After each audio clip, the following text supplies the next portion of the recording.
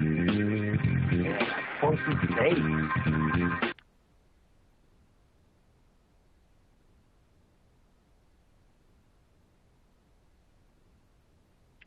everyone. The event is now live. John, please take it away. Thank you, Kevin. Hi, everyone. Welcome to the Enterprise Windows Security Summit, Ransomware, MDR, Endpoint Protection, Zero Trust, and more. Today's event was organized by the hardworking folks at Redmond Magazine, who have brought together some of the very best independent experts on today's topic.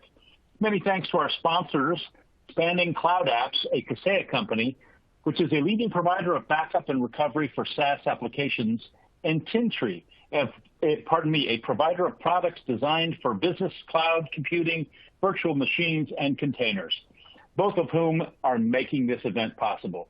And thanks to you for joining us. I'm John K. Waters, Editor-in-Chief of the Converge 360 Group of 1105 Media, and I'll be your moderator for the first of 3 information-packed sessions. But before we get started, a bit of housekeeping. Each of today's sessions is being recorded for later access. Keep an eye out for an email with a link to that recording.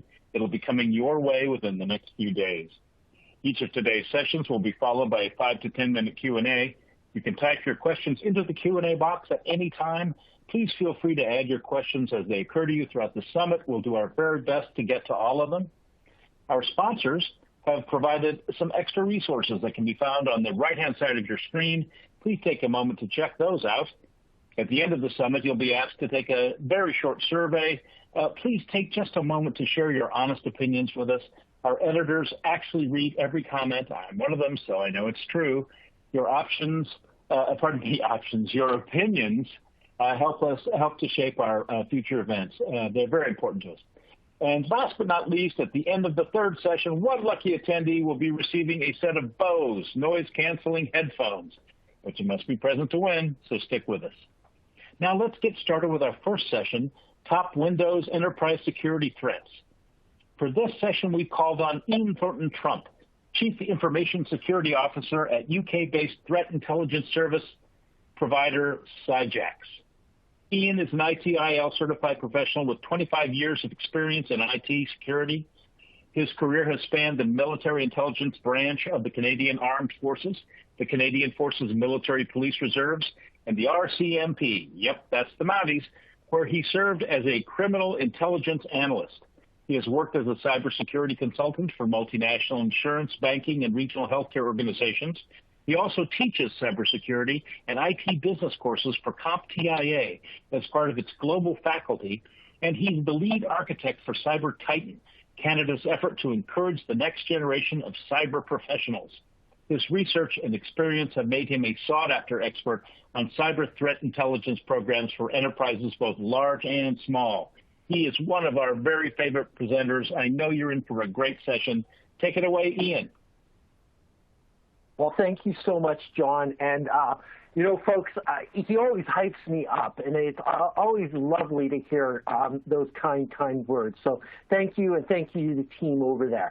I just put up a bio slide. There's me being a little bit festive because in about 5 hours from now, we should be very close to the festive season, as it were. So a little bit of an early greetings from me, Ian Thornton-Trump. There's my socials to follow me on all the things that I'm doing these days.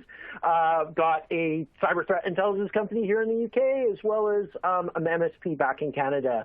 And I'm a proud member of the Beer Farmers, and we have tons of festive activities coming up as well. So if you give us a follow at the Beer Farmers, you can certainly find out all the details of that.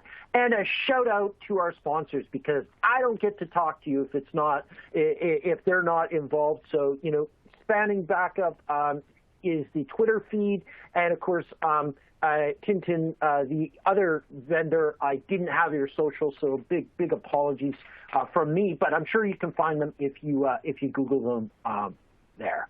All right, so This was a little bit of a weird one because there was a ton of topics to talk about, and I really am right now in the mode to be forward-leading, as it were, and think about what's really happened in 2023 and how these different technologies really play into where we're going, the struggles that we're having, and of course, talking about from a fundamental level what risk management is, because we're in the information technology world, and I don't care if you're, just a desktop and analyst, or you're on the server team, or you're doing firewalls and network and switching all day long, everything that you're doing is part of an overall risk strategy for the business, okay? And this is something that we've talked about on numerous occasions on these webinars, is really talking about how there's a convergence going on. We see this convergence in our tools. Managing infrastructure like our vendor partner does, and as well as the whole approach to cloud-based backup are all part of risk reduction, business continuity, scalability, and of course, zero trust architectures are something that is extremely popular out there. And what we're going to do is we're going to look at the broad range of sort of challenges that we're faced with in the months and even maybe years to come in this presentation, and try to tie back to what I see is the major evolutions, the major things that we're going to need to address moving forward into 2023 and beyond. So a little bit less traditional on these products do this, these products do that, but more about the strategy and the techniques and the issues that we're going to have to confront and how those tie back to IT. Yeah. Awesome. So first off, the Russian global cyber war that never happened. Cyber is drowning in fear and uncertainty and doubt. If there's fellow CISOs out there, if there's fellow IT directors out there, or anyone with a LinkedIn profile, you're getting bombarded with different products, different services. Now, I'm going to say that there are great companies out there that provide both security and business value, but this world is not a one-size-fits-all. There's no single solution to the cybersecurity issue. There also is, believe it or not, as you climb up in the ranks and get into the executive level, there is also not one single pane of glass solution out there. In a lot of cases, some sort of data aggregation process is taking place so you can get the executive reports or the operational reports that you need to be able to report to the board or to the senior leadership team within your organization. So that's issue number one that we're faced with. The second thing is we have no governance right now around how to conduct cyber operations offensively. The Talon manual in its second draft has not been signed to or agreed. NATO has been wishy-washy on the issues, and even the IRCG, the International Red Cross, has come out with some guidance, but it hasn't really been accepted or even put forward. So we're really struggling with this. Back in the day, before the Ukraine war broke loose, I took a look at this for Tripwire and wrote some stuff around, what are the legitimate cyber targets that you can use in war. So if you want to dive a little bit deeper in that, I've included the URL, but if you Google the cyber law of war and add Tripwire, you should be able to find it. Right, so let's get down to the agenda. So again, we're not really talking about threats. We're talking about the situations that we're going to see from global risks, how those impact companies and organizations on a global basis, or even just the small, medium business in the Midwest of the United States.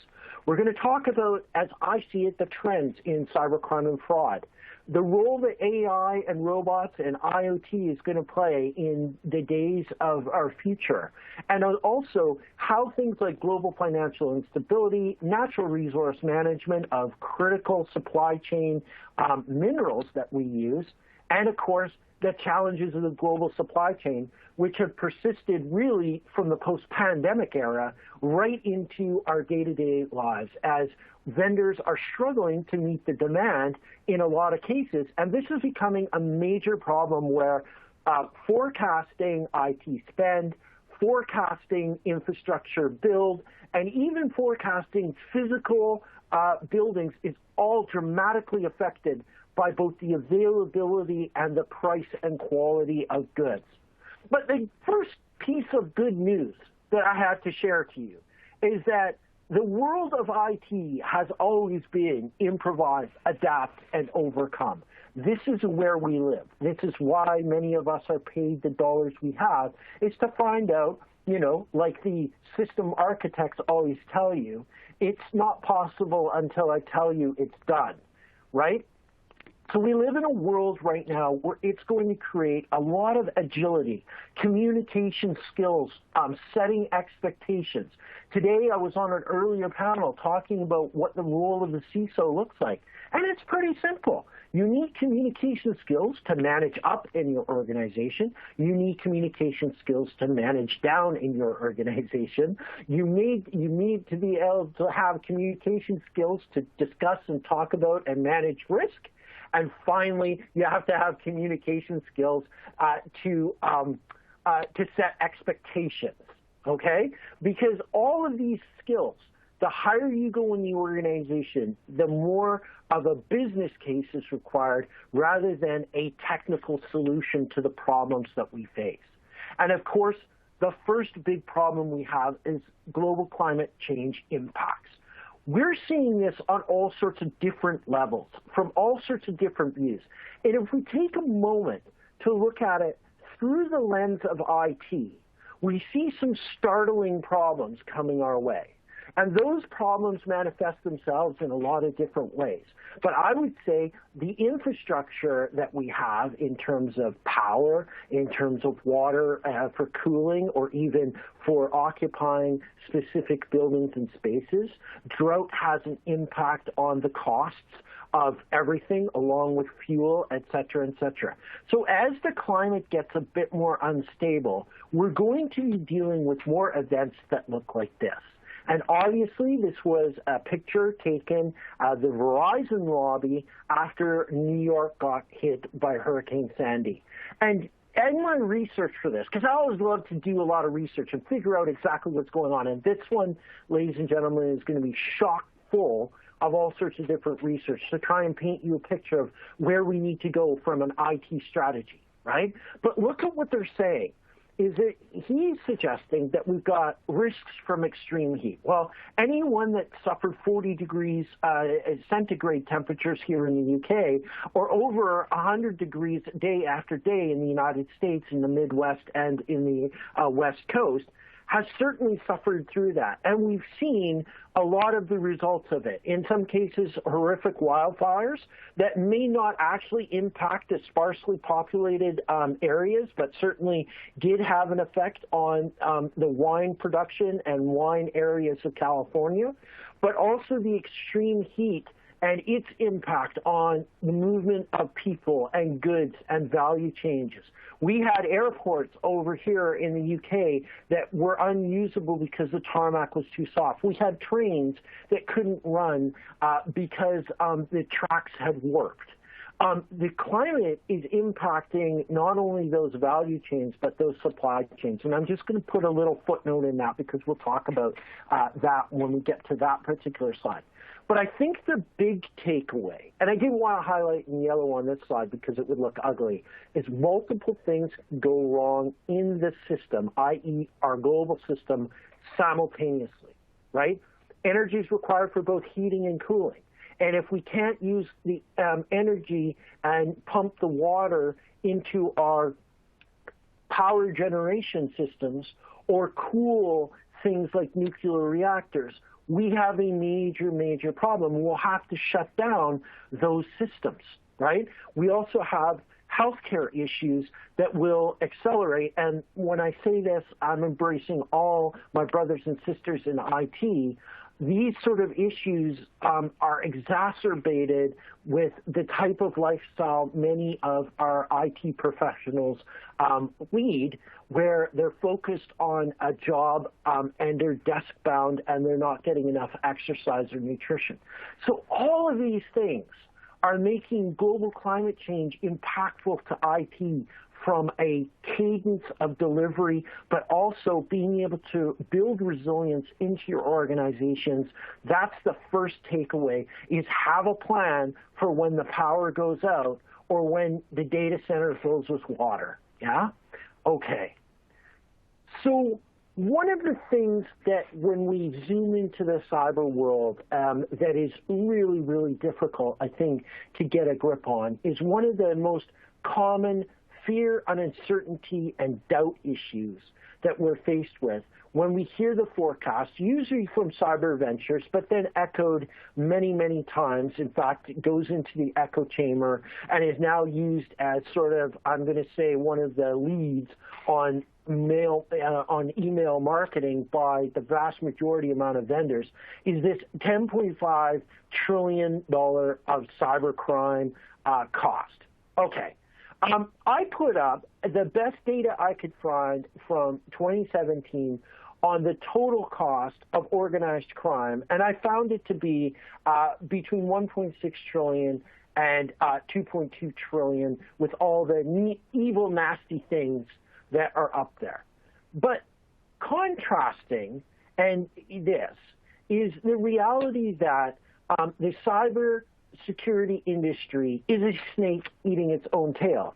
Because even if the cost to the world of cybercrime is 10.5 trillion, you have money in the system that is being spent on products and services in order to prevent that from happening in the first place.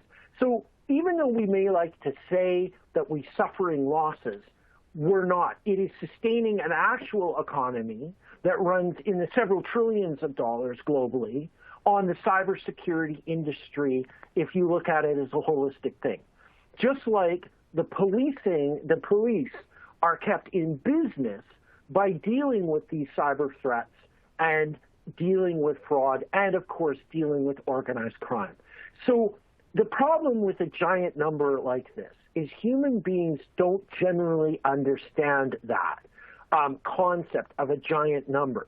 You know, we're talking about something, if we put Elon Musk's net worth at, 350 billion, now that he blew 44 billion on Twitter, roughly, that is another order of magnitude to get to $10.5 trillion.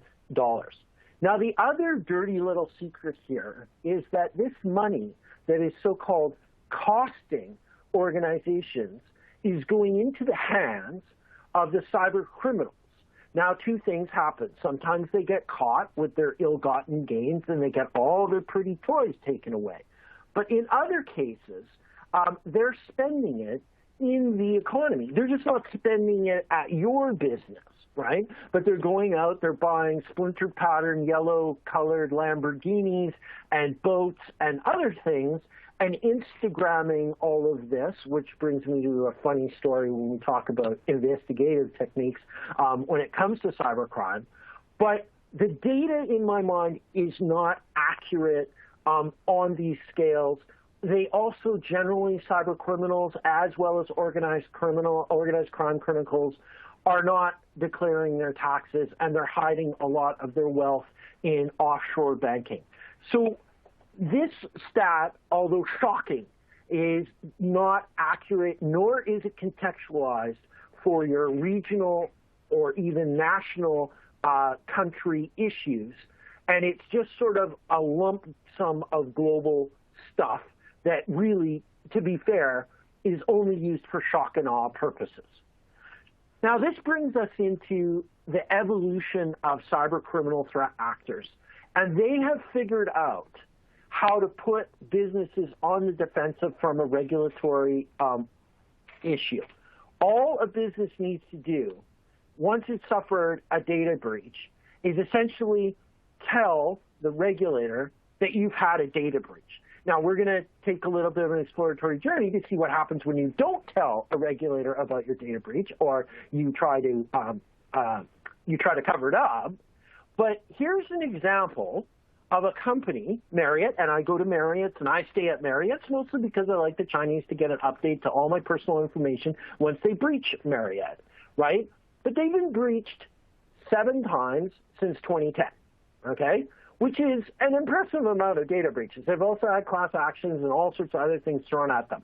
Now, you would think that that would curtail the behavior or make them an effort to invest. That does not appear to be the case, okay? So when I put up this slide and I see these numbers and I see this performance, I am shocked that this is the actual case of a company that has been data breached that many times. So here's the problem that we're faced with today. The regulator activity does not seem to be, in many cases, dissuasive of poor cybersecurity. It does not. So this is a major problem. And I think what we're going to see, we're beginning to see this in the United States, and we're certainly seeing this in Europe, and I'm going to share the next slide with you in moments here. We're going to see the hammer come down, my friends, big time. So check this out. Europe, I think, seems to have enough of the cybersecurity fail. And they're coming at this problem from all sorts of different angles.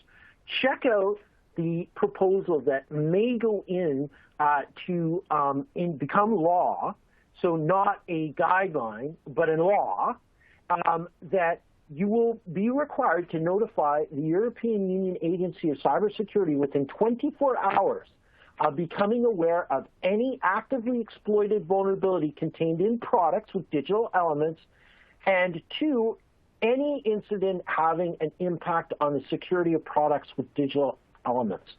So this takes a new story here for things like Log4j, right? 24 hours to figure out if you have Log4j in one of your products and if it's under active exploitation. And once you have determined it, you need to report it.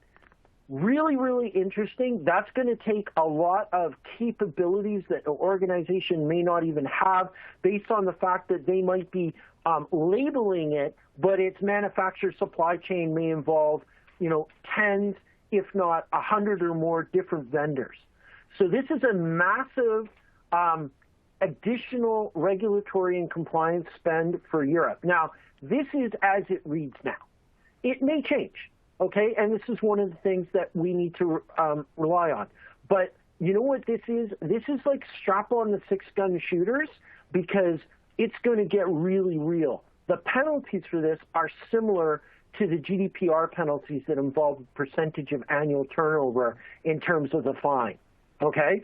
So again, what we're seeing is the regulatory approach that has been taken has not been dissuasive, and now it's ramping up.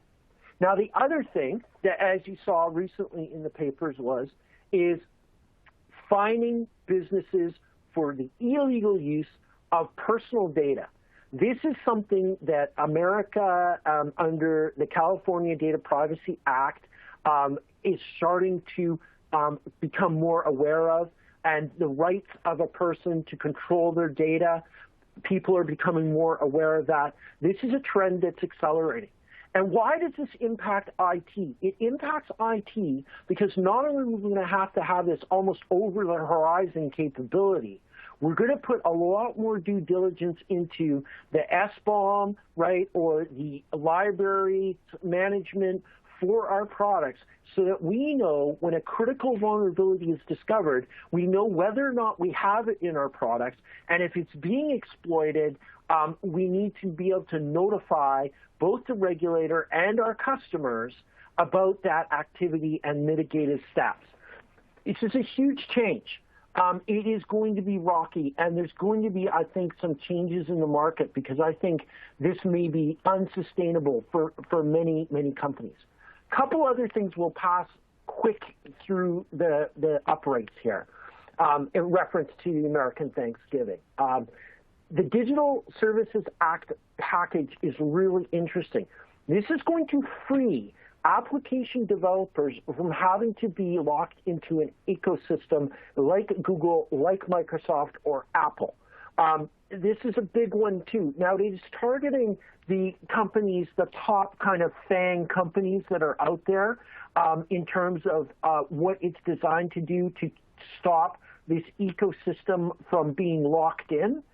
It has other repercussions as well. And, of course, we're going to see some other moves that Europe is making, like the recent standardization of USB 3 for charging. Europe is really, I think, a bit tired of the cavalier attitude that global companies have taken to the laws that they've enacted. And I would say, Mr. Nice Guys, the gloves are about to come off on this. So this is kind of one of those cautionary tales about what may happen in 2023 and how this is going to impact IT and IT capabilities of the future. Now, for maybe one of my favorite parts of the show is what happens when you decide to maybe not tell the whole truth and nothing but the truth to a government regulator. You get charged. And in the case of Joe Sullivan, the former CISO of Uber and now former CISO of Cloudflare, this came down like a ton of bricks. Now, a couple of things. In discussions with lawyers, this is an outlying event.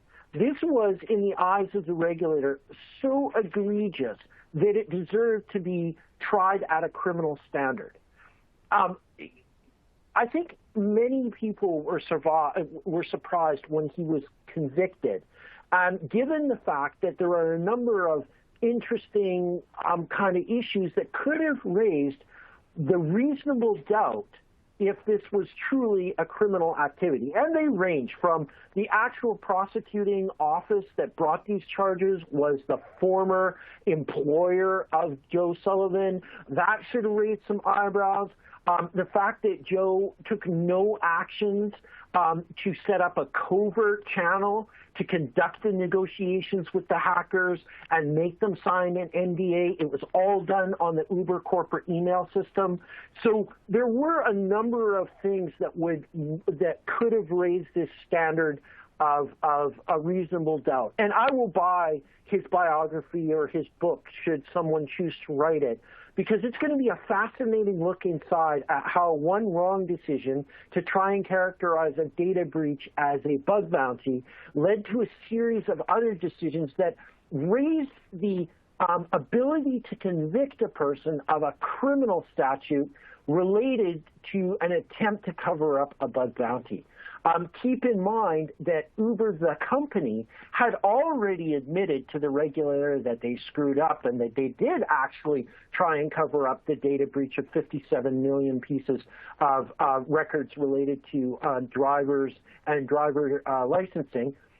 The fact of the matter is this one, I think, sent shockwaves. I think we're going to see more of these if people continue to play fast and loose with the regulatory framework and rules around reporting data breach, as well as make promises that they're failing to deliver on, whether that be in terms and conditions or security statements on your website, right?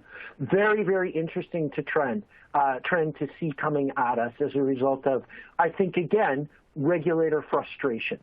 Now, let's change gears a little bit and talk about the threat actors, because everybody loves talking about the threat actors.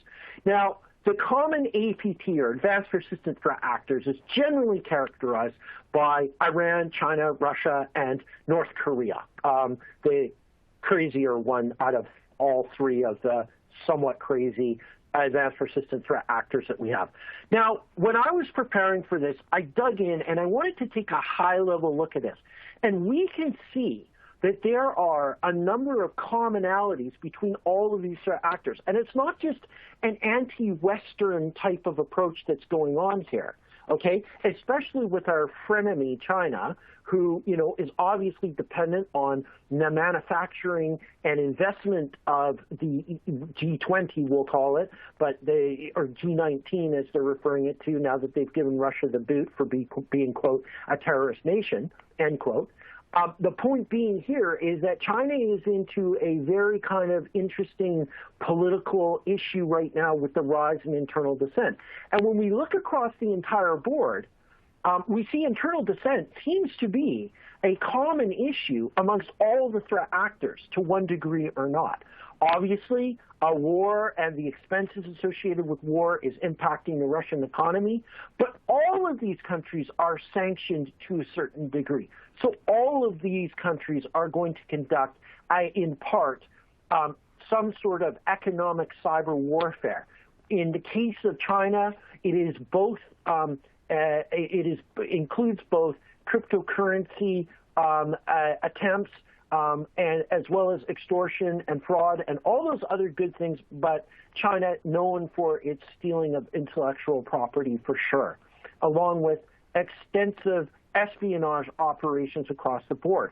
So one of the things that we have is that these operators are very much in common and in some cases cross over into the cyber criminal world quite easily. Now, because of the global situation that we have right now with the economic uncertainty and the sanctions being dropped, all of these countries have ridiculously high inflation rates, if it's even possible to measure the inflation rate in North Korea, because data is very sketchy when it comes to anything to do with North Korea, and its expensive habit of blasting rockets into the ocean to either send a political message, or my theory on that is that they feel that they're in imminent danger from Godzilla attacking their country. Now, in the other cases here, we have massive expenditures into both a nuclear program and either preparing a war or actively fighting a war. So the APT threat actors right now that we've associated with security forces or the government forces have, as I predicted sort of almost a couple of years back with the beginnings of the insurgency in Iran, which is now culminated in a lot of street protests with regards to the status of women and treatment of women in that country, not to mention political freedom from what is seen more and more as an isolationist regime. We now see a change in APT threat actors which have their hands full at home dealing with these major problems.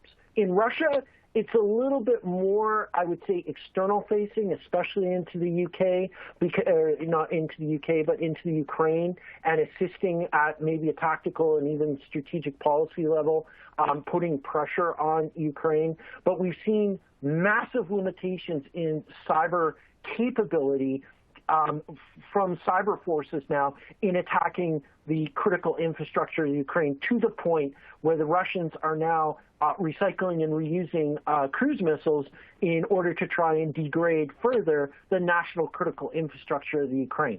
So my view here is we're actually going to have a bit less trouble in 2023 and 2024 from the traditional APT threat actors' espionage and or criminal activities, which leads us to a view of our criminal threat actor landscape. Now, I would have said before the last couple of weeks, as it were, that the criminal threat actors are being successfully combated against cybercrime. Now, or that law enforcement is gaining the edge. Now, there's a couple of interesting things that need to be pointed out, especially with the big announcement from Interpol of close to 1,000 people that were arrested for various different types of scams. But when I did some looking at what those particular scams were, they really seem, and this is somewhat confirmed by other reports, that fraud and fraudulent activity, cyber-driven or cyber-enabled, is the new black. Now, even though the threat risk assessments that are pouring out of police forces and NSA and other countries are putting ransomware at the top of the list, we know from the data in the United States that business email compromise, romance fraud, or the old send me money and I won't send you the package that you just bought, online type of fraud, is the largest thing that the I3 reports on yearly, right? So let's take a step back and say that criminal threat actors may be adapting and may be changing simply because they've realized this global stat, and to contextualize it here in the UK, this problem. Fraud is the most common crime in England and Wales. It costs $137 billion a year and generates countless amounts of misery for its victims. You always got to get that emotional kind of like thing in a British publication to get people's attention. But this is the shocking piece of this, right? We estimate that there are just 2.1 police officers and staff primarily focused on economic crime for every 1,000 recorded fraud instances in England and Wales. Put another way, for each police worker dedicated to fraud, there are 2,500 crimes per year. How much do you think the success rate is going to be if within a year you have to go through 2,500 witness testimonies and investigations, and generally the folks committing this are in countries that are somewhat unassailable? This is, I think, the new gold mine for cyber criminal and cyber criminal fine, especially in the UK, where even though fraud now in the UK accounts for 40% of recorded crime, less than 2% of policing resources are put to that.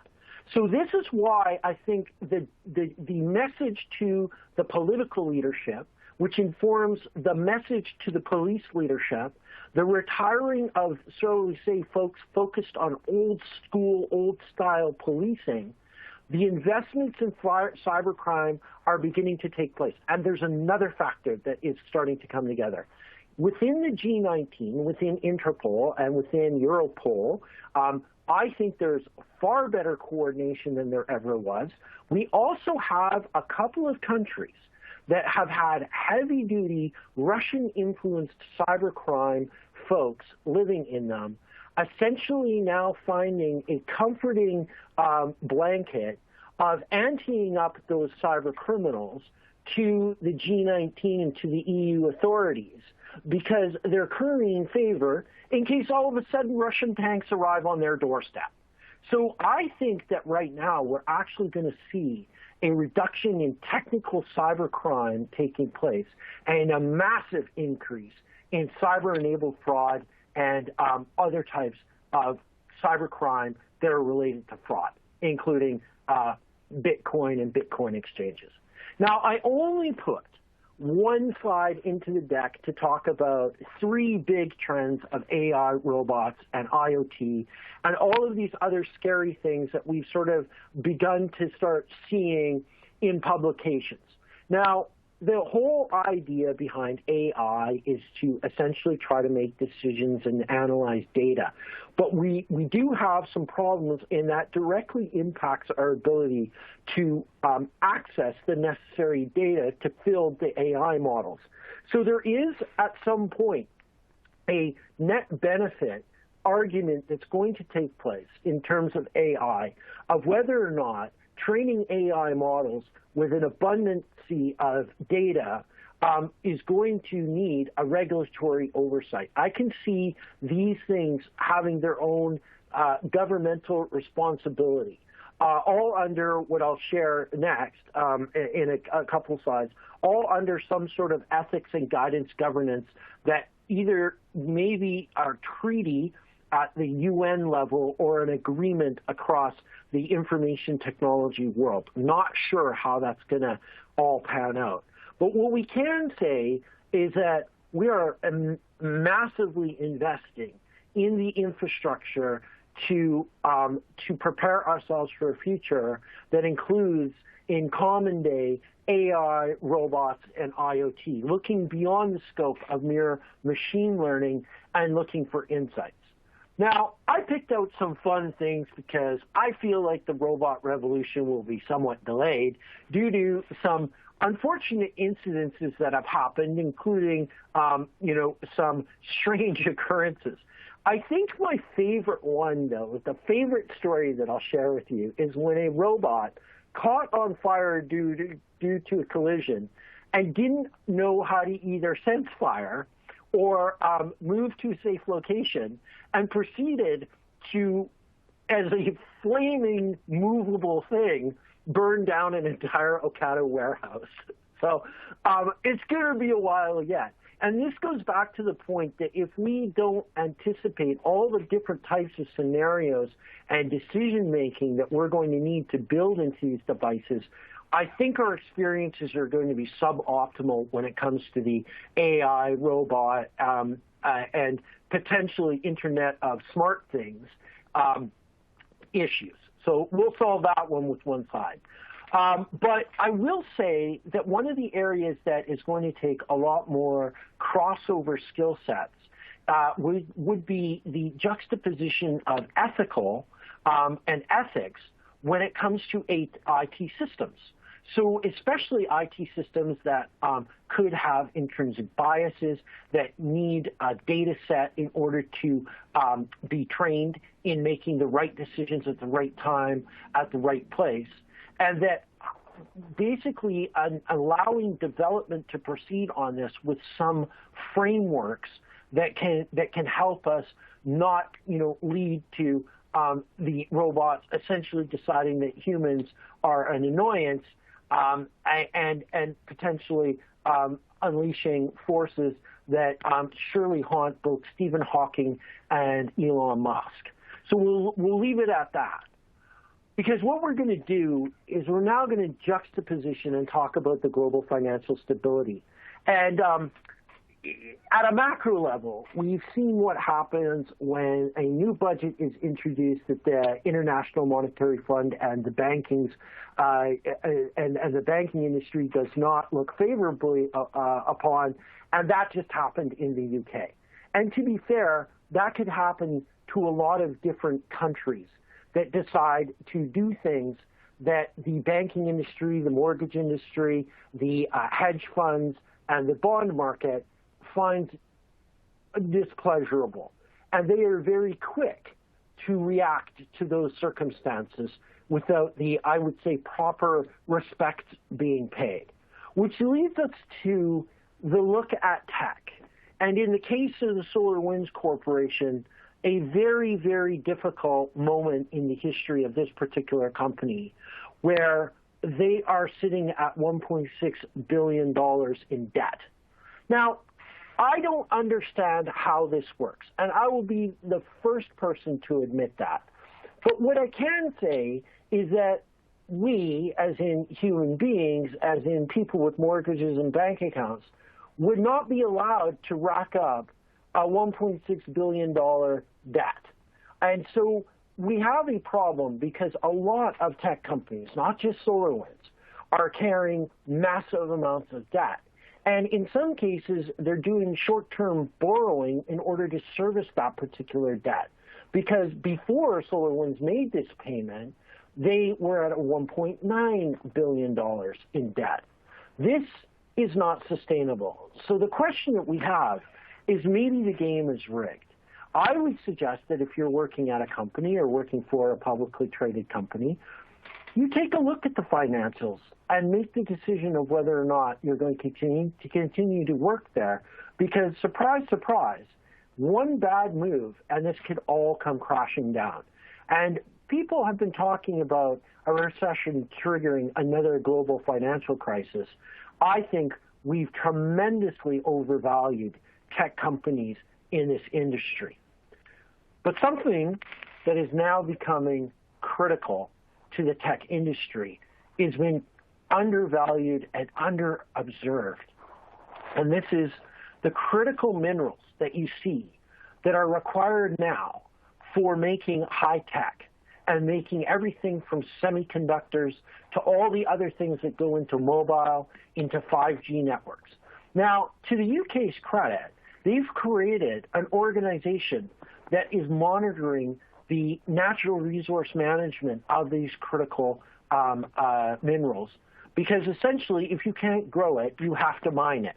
That's the bottom line. And control of these is something that we're going to be seeing, and access to these are things that we're going to be seeing become huge issues impacting, you guessed it, the supply chain. Now, just to give you an idea of the impact, the estimated impact of that ship, that Japanese ship blocking the canal for 6 days, was $54 billion, okay? A massive amount of money impacted the global supply chain just because of that one blockage. The real question that we have to ask ourselves is, the more precarious our situation is getting, the more often or not these small disruptive physical events or larger events such as global climate change are impacting the just-in-time delivery systems and our time to market for technological goods. All of these are going to become a factor and affect everything from IT planning to the type of procurement strategies that your organization is going to have for IT goods and other goods, as well as the actual liquidity of the organization's ability to pay its bills. So in times like this, when I've outlined how all of our different challenges exist in the supply chain, it's now time to do a bit of a deep dive and talk a little bit about how you're going to lead your organization, no matter where you are, into a much better frame of mind and give you some of the things that you need to equip yourself for the future. So the first is that you can accept the fact that you're living in a dysfunctional, disinformation, fear, and uncertainty and doubt business model. So you need to break out of that so that you are not working from a constant stressful environment. So seek predictability, accuracy, confidence, assurance, and faith in your team to carry out your mission. I'm asking you in 2022, 2023, the last vestiges of 2022, to change your mindset about how we view IT in organizations and as people and as entities, and start working on broader structures that pull in that predictability, that accuracy, that confidence, assurance, and faith. Because IT security sometimes has a bad rep of being the last person to know about strategic or even tactical decisions within a company that may impact them. A sudden change in the financial picture that you were hoping you could be part of a digital transformation program, and now that that's stalled, your security dashboards will not move, and you have this problem that you're trying to solve. This is where you can get creative within the organization and seek outside-the-box solutions, such as going and suggesting that your resources could be better used and better deployed in perhaps tackling the legacy issues that you have within your organization for security improvements. Many an IT manager will thank the security department for lending some of their expertise. The other thing that is critical is how to not get fired in 2023 as a security leader. It's actually pretty simple. Keep your alignment of your security program to your business processes, your business technologies, and your business users, right? And align the security processes, the security technologies, and reduce friction, wear and tear, gives you better mileage. Someone complimented me on this slide a couple of webinars back, and now I use it in teaching, and I use it because I added 2 outliers. If you are wearing on the business, the organization begins to hate you. And if you're driving your team too hard and not giving them adequate resources, your team begins to hate you. It's a difficult job. This is why IT, the communication skills I go back to, and the mindset is critically important to your success in 2023. And this comes if you're evaluating new technologies or even looking at your old technology stack and seeing where you can improve it. Because money is limited for the foreseeable future. We all know that. We know that its standard security budget, about 80% of it is allocated to the salaries of your team, with 20% for your software renewals and tools. So when you think about that metric, you really have to be strategic in the kind of decisions that you're making and really look at economies. If you're looking at a new tool, it kind of has to do what you need it to do, but then again, you might need to be able to replace that capability with something else. right? Ultimately, if the problem is the people, is the solution also the problem with the people? Your mission is pretty simple. Build allies and people that are engaged in security. Some organizations have gone so far as to create a chief engagement officer for the employees, not for just the customers, but for the employees as well. You know, the best way of avoiding a cyber scam is to know about the cyber scam before you get the phone call. And finally, if you want to know more and you want to reach out to me, I'm happy to share my cybersecurity leadership 2023 and beyond tips about how you can make a difference within your organization at any level. And it's just fundamentally easier if you have that set of sort of parameters to work from. It's not the solution to all the cybersecurity problems we're going to face, but it's certainly a great place to start. And with that, I think we've got a time for a few, hopefully sparky and discussion Q&A. We do have questions here. Thank you so much, Ian. We'll get to those in just a sec. Remember, you can type your questions into the Q&A box at any time. We'll do our very best to get to all of them. Why don't we start with this question? Our company is made up of many other brands. Infrastructure is a nightmare. How do you recommend I approach security in 2023? You know, I like to start from the outside and work in. So the first thing I want to do is I want to know what the external attack surface is and what I might be hanging out there on the internet. Make no mistake, just getting that information out of a larger enterprise can be definitely a challenge. But there are some places where you can go that are non-traditional. Like the marketing team may know and may have a list of domains that they're using, including third-party hosted stuff that you may not be aware of. And of course, make friends with the accounting department because they pay the invoices. And they're the ones that might have some insight and capabilities as well in determining what you own and what you don't own. Okay, here's one. Love that one. Yeah, I agree. So here's another interesting question. Do you know of any threat actor groups that don't use phishing emails as a vector of attack, and how dangerous are they? You know, that's a really insightful question because I'll tell you this. There are several threat groups that are solely focused on your AWS and on your Azure environments, and they're really good at pen testing you for free. And in most cases, they're just going to want to get an exploit, take your data, maybe not even ransomware because you've got a great backup investment, but what they may be doing is dropping crypto mining.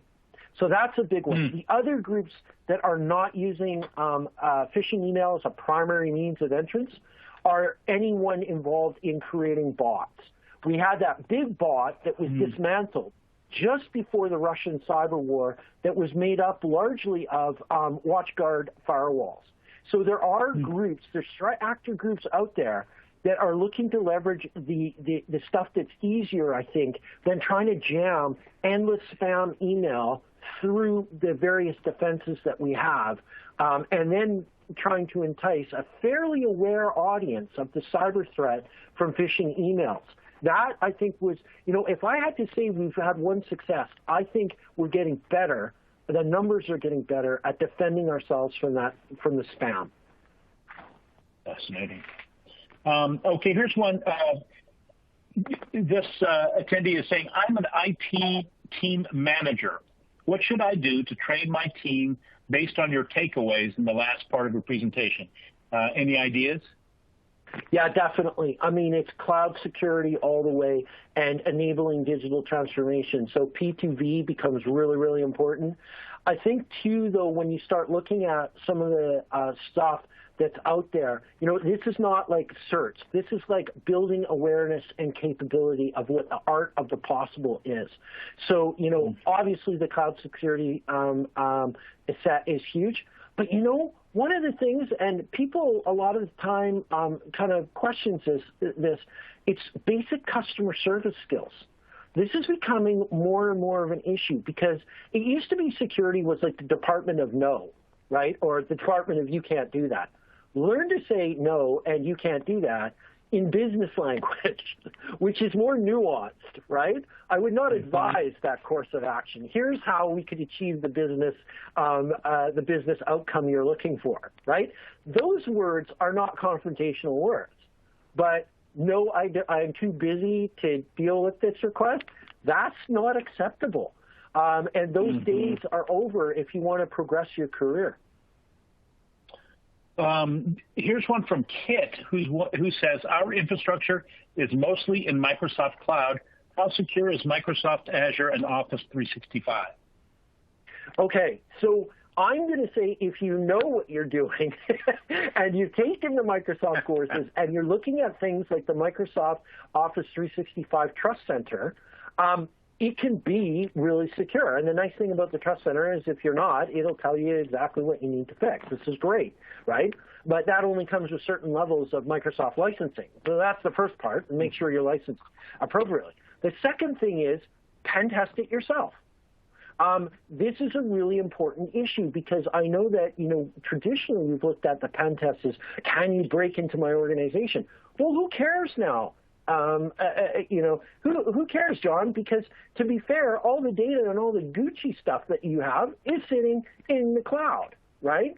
So okay, you can get in and you can wreck some desktops, but all my data is in SharePoint. My tenant is an Office 365 tenant. I'm running backups, offsite backups with some of the great products that our sponsors offer. It's kind of now that the perimeter pen test may not even be relevant to an organization in terms of the security benchmark. So I love this, and we could do a whole webinar on, how secure is Office 365 Teams and OneDrive. And what I've found in some organizations, it's startling. It's in some cases wide open and exposing all sorts of personal data. Well, there are more questions, but we don't have more time. Ian, my friend, thank you so much for an awesome presentation. Much appreciated, John, and I'm looking forward to the next one. Take care. All right, folks, looks like that's all the questions we have time for in this session. We're going to take a short break, but we'll be back at the top of the hour for our second session, Windows Enterprise Security Best Practices, led by scientist, author, and 21-time Microsoft MVP Brian Posey, and moderated by Chris Paoli, one of the top editors in the Converge 360 group of 1105 Media. Many thanks to Ian Thornton-Trump, CISO at Threat Intelligence Services provider Cyjax for a great session, and to our sponsors, Spanning Cloud Apps, a Kaseya company, a provider of backup and recovery for SaaS applications, and TinTree, a provider of all-flash storage and software specifically built for virtualized workloads, for making this possible. Now would be a great time to check out those extra resources on your console provided by our sponsors. And remember, during our next session, we will be giving away, during the last session, we'll be giving away a set of Bose noise-canceling headphones to one lucky attendee, but you've got to be with us to that third session to win, so stay tuned. All right, back in a few.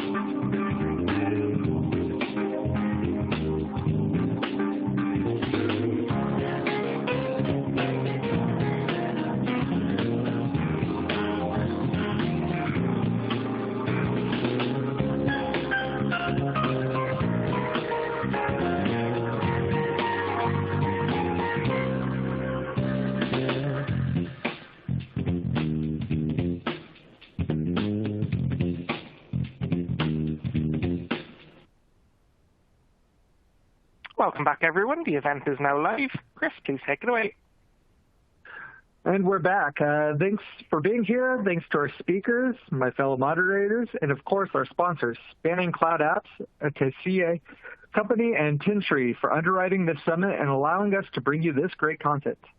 My name is Chris Paoli, editor, and I'm here to moderate the second session of our Enterprise Windows Security Summit, Ransomware, MDR, Endpoint Protection, Zero Trust, and more, called Windows Enterprise Security Best Practices. Our speaker for this session is Brian Posey, a 21-time Microsoft MVP, a freelance tech author, and commercial astronaut candidate. Throughout Brian's career, he has written or contributed to dozens of IT books, has created numerous full-length video training courses, and published thousands of blog posts on a huge variety of IT and space-related topics. Many of those blog posts can be found in his Posey's Tips and Tricks column or in his new Posey's Moonshot column, both available on redmondmag.com. Take it away, Brian. Hey, thank you so much. Hello, greetings, and welcome, everyone. So today we're going to be talking about all kinds of enterprise security best practices for the coming year. And, you know, when I was first asked to do this presentation, I kind of had a tough time with it because security is such a huge topic. I mean, I could have approached this from any number of different angles. And I have to admit, the very first thing that popped into mind was physical security, you know, keeping people out of your facility and that sort of thing, because I've seen some really cool physical security mechanisms over the years. But then it kind of started dawning on me that the really devious, insidious ones, most of those were from when I was with the military, and I'm pretty sure I can't talk about those. But in case anybody's wondering, probably the coolest physical security mechanism that I ever saw in the private sector was something that was probably incorrectly named. They called it a man-trap at the time. Now, a man-trap is a really common physical security barrier. The idea is that it's meant to prevent piggybacking. It's basically just a small room outside of your data center, usually made out of glass. It's big enough for one person. So somebody scans their badge, they open the door closes behind them, and they can't open the next door until the previous door closes. That way you don't have one person swiping their badge and letting 10 people in behind them without scanning it. Well, what this company that I used to work for did to kind of take that to the next level is they put another card reader, or actually two other card readers inside of the man-trap, one on the door to the data center, one to the door back to get back outside. So anybody in the entire company's badge would open the door to the man-trap. Once they were inside, though, you had to have an authorized badge to get into the data center or to get back out. So if somebody came in with unauthorized access, they would basically be trapped there. They had no way of getting back out until security came and got them. But that's the sort of things I had initially thought about talking about. As I started rethinking the presentation, though, I really began thinking that maybe it would be a better idea to talk about some of the core philosophies and threats that we're all facing in the coming year going forward. So when I really stopped to think about it, it began to dawn on me that enterprise security really isn't about treating your users like criminals, although I'm sure we all know administrators who do that. And it's not about latching on to every new security fad that comes along, because we all know there are plenty of those. Instead, what it's really about is facing some hard truths and then making decisions based on that information. I believe Ian Thornton Trump in one of his previous presentations had used the phrase that you need to look for the stupid and get rid of it. I hope I'm crediting the right person there, but I absolutely love that philosophy. So this is kind of what this presentation is all about. So what I'm going to be doing is I'm going to be talking about a couple of lists that Microsoft publishes, and I've got a link on the slide to those lists. You can go check them out yourself. One of them is the 10 Laws of Cybersecurity Risk. And then the second one is version 2 of Microsoft's 10 Immutable Laws of Security, because I think that there are some very profound things hidden in both of those lists. So let's take a look. So we'll start out with the 10 Laws of Cybersecurity Risks. Rule number 1 is success means running the attacker's ROI. Now, what does that really mean? Well, if you think about it, pretty much anything that you do in life has a certain cost associated with it, and you're hoping to get something out of it. Well, cyber attacks are really no different. There are certain costs that are associated with producing a cyber attack. What your goal from a security standpoint should be is to make it where it's no longer worth the attacker's while to attack you. You can't necessarily deflect every single security attack that comes along, but what you can do is you can make it so difficult on the attacker that they'll move on to an easier target. In other words, you're running that attacker's ROI. You're making it so the attack takes more time than it's worth, or you're making it so that the attack is a lot more expensive than what the results would justify.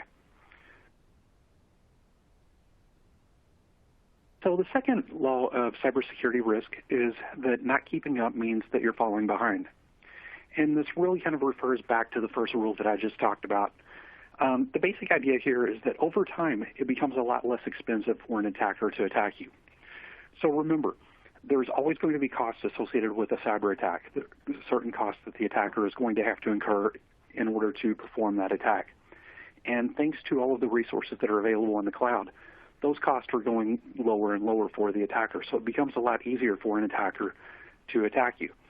So what this really means from your standpoint is that you have to evolve your security 1 year to the next, or sometimes a lot more frequently than that, as a way of making sure that you're not falling behind and giving the attackers a leg up because of the decreased cost of being able to attack you.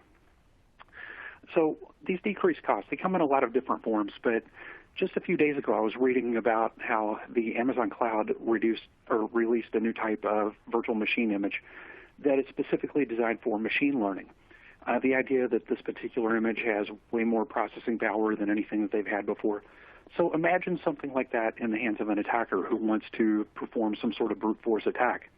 They lump together several of those images, which is way more computing power than somebody could realistically go out and buy on an individual's budget.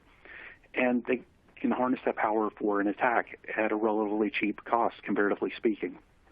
So that's the sort of thing that we're up against with regards to threats going into the new year. So law number 3 is that productivity always wins. The basic idea here is that users are always going to find a way to circumvent your security if that security presents an inconvenience to them. I've seen this time and time again throughout my career, and it's something that always seems to hold true.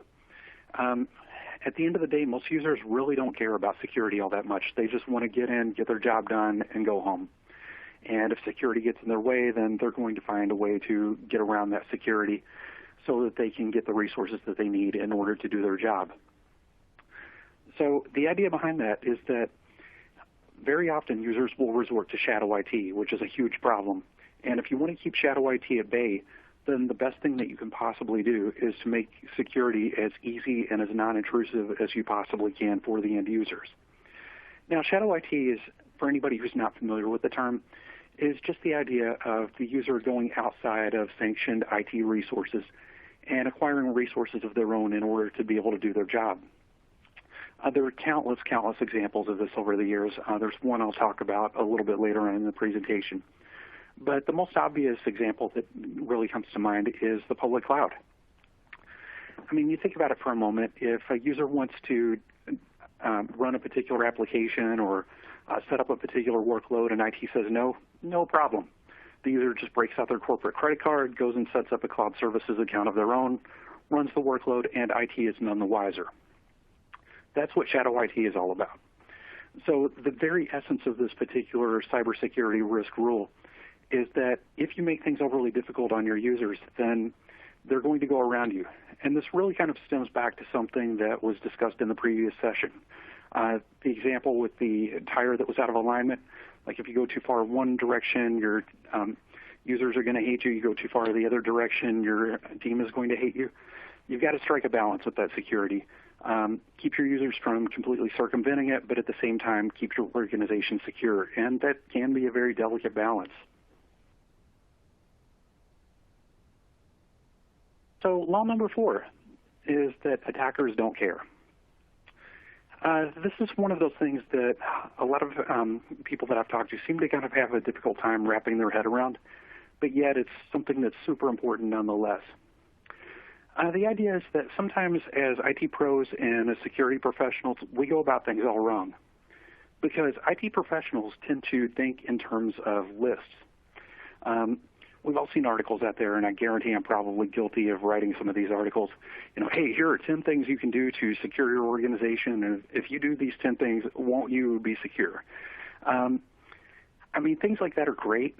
And it's certainly important to practice defense in depth and harden your organization's defenses wherever you can by implementing these various security mechanisms. But at the end of the day, the attackers really don't care what you've done. An attacker is going to use any means of exploit that's available to them. And what that really stems from is a fundamental difference between the way that an attacker thinks and the way that an IT pro thinks. Because think about it from the standpoint of an IT pro for a moment. We've all read articles like the ones that I just mentioned, but also, typically we've gone to IT certification classes. And in those classes, there will be a big, thick textbook, and they'll have sections in the textbook on different types of security and the mechanisms that are related to that type of security, of course, depending on what the class is all about. But the focus is on learning how to use various security mechanisms, either individually or collectively. And oftentimes the approach with regard to those mechanisms is learning how to use those mechanisms to ward off a particular type of attack. That's great. Those things are important. But from an attacker standpoint, they tend to think in terms of graphs, not in terms of lists. Now, what does that mean? Well, graph thinking is really the idea of, okay, right now I'm at step A, I need to get to step F. How is the best way to get there? And so rather than just saying, hey, I'm going to perform such and such type of attack, instead, the way that an attacker looks at it is, okay, I need to get to step F. What's the best way to get there? Well, I could use such and such step to get from A to B, and then another technique to get from B to C, and so on and so forth. They're not necessarily doing the same types of attacks that you've read about in textbooks and things like that. Bottom line is the attackers don't care. They're going to do whatever it is that they have to do to accomplish the end objective that they're after. So it's important not to fall into the trap of thinking, okay, I've implemented these 10 defenses, so everything's good, or I've had a pen test done, and I passed that in flying colors, so everything's good. It's important to shift your mindset and try to think like a criminal wherever possible.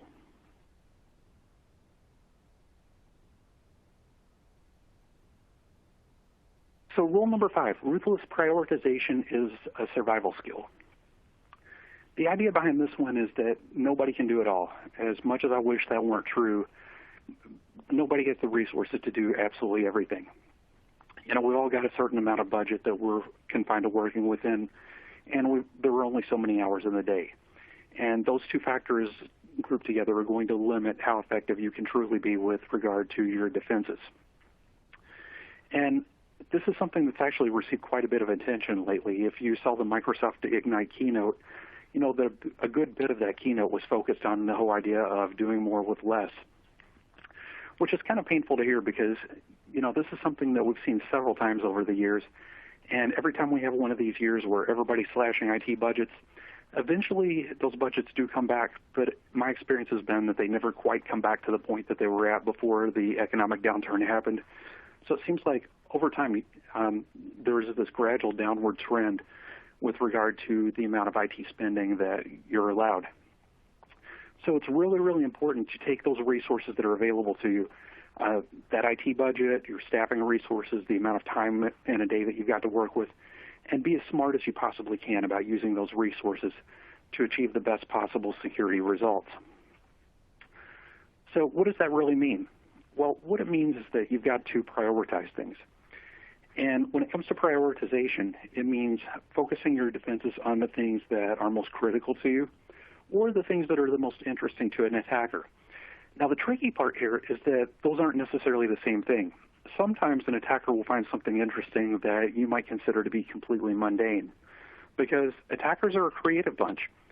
So they might see value in certain data that you've just not even considered might have value associated with it. So it's really, really important to put yourself in that mindset of an attacker and think how certain types of data might be exploited. And you don't have to necessarily rely on your own imagination to come up with this. There are a million different ways that you could do a web search. How might an attacker exploit such and such data? And typically you will find some sort of result if you do that.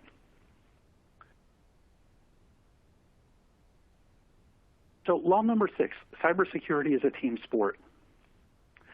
The basic idea here is that you and your team should do whatever it is that you're really good at. You know, obviously you and everybody who's on your team were hired because you had certain skills that were believed to be beneficial to the organization, and that's great. But everybody has certain things that maybe they're not quite as good at, so consider outsourcing those things. Now, in some ways, this can be a double-edged sword. I'm personally not a huge fan of outsourcing because once an organization begins to realize how inexpensive outsourcing can be, they start outsourcing things that they really shouldn't, and you don't want to end up in a situation where your job gets outsourced. But there's nothing wrong, I don't believe, with using outsourcing sparingly. If there's a pressing need security-wise and nobody on your staff is equipped to do it and training just really isn't in the cards, then maybe it is best to outsource that particular security task.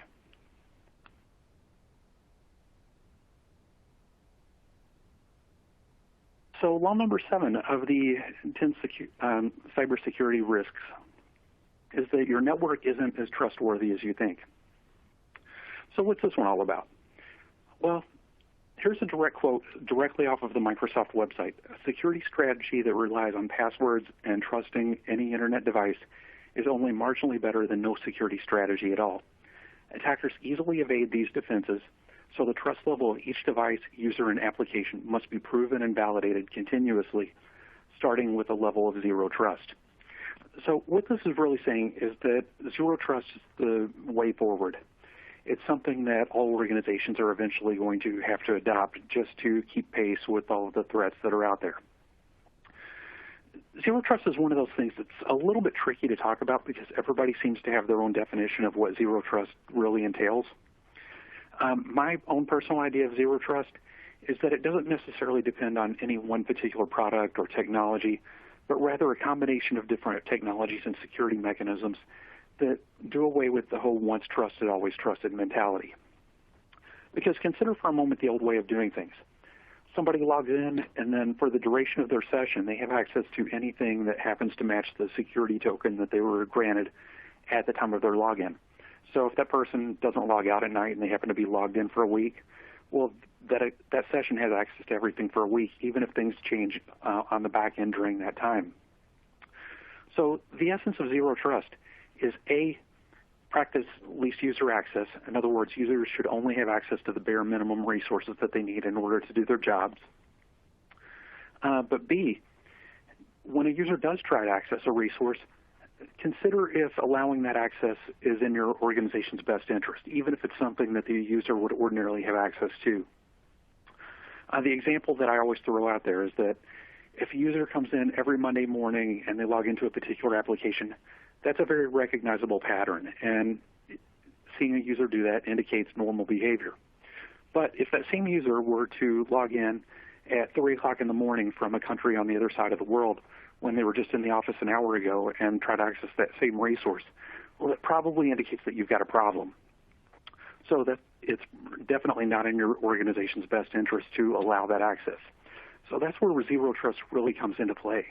It's about looking at a lot more than just access control lists and looking at other factors that might indicate that it is or is not in your organization's best interest to allow that user to access that resource. And again, this isn't dependent on any one specific product or technology. There are various ways of achieving this. But that's just kind of the essence of zero trust as I can describe it in 2 or 3 minutes. So law number 8, Isolated networks are not automatically secure. And this is one of those things that kind of defies logic when you first hear it, but there is a method to the madness. And there are really 2 points to consider. First of all, if a resource is so sensitive that you're having to put it on an isolated network, then it's probably not in your best interest to automatically assume that that resource is secure simply because it's on an isolated network and nobody can get to it. Because all it takes is one person accidentally establishing a connection to that network, and all of a sudden that resource isn't isolated anymore. And this really goes back to something that I was talking about earlier when I talked about shadow IT. When I was discussing shadow IT, I mentioned that shadow IT comes in a lot of different forms and that it's really changed over the years, but that it's always been there.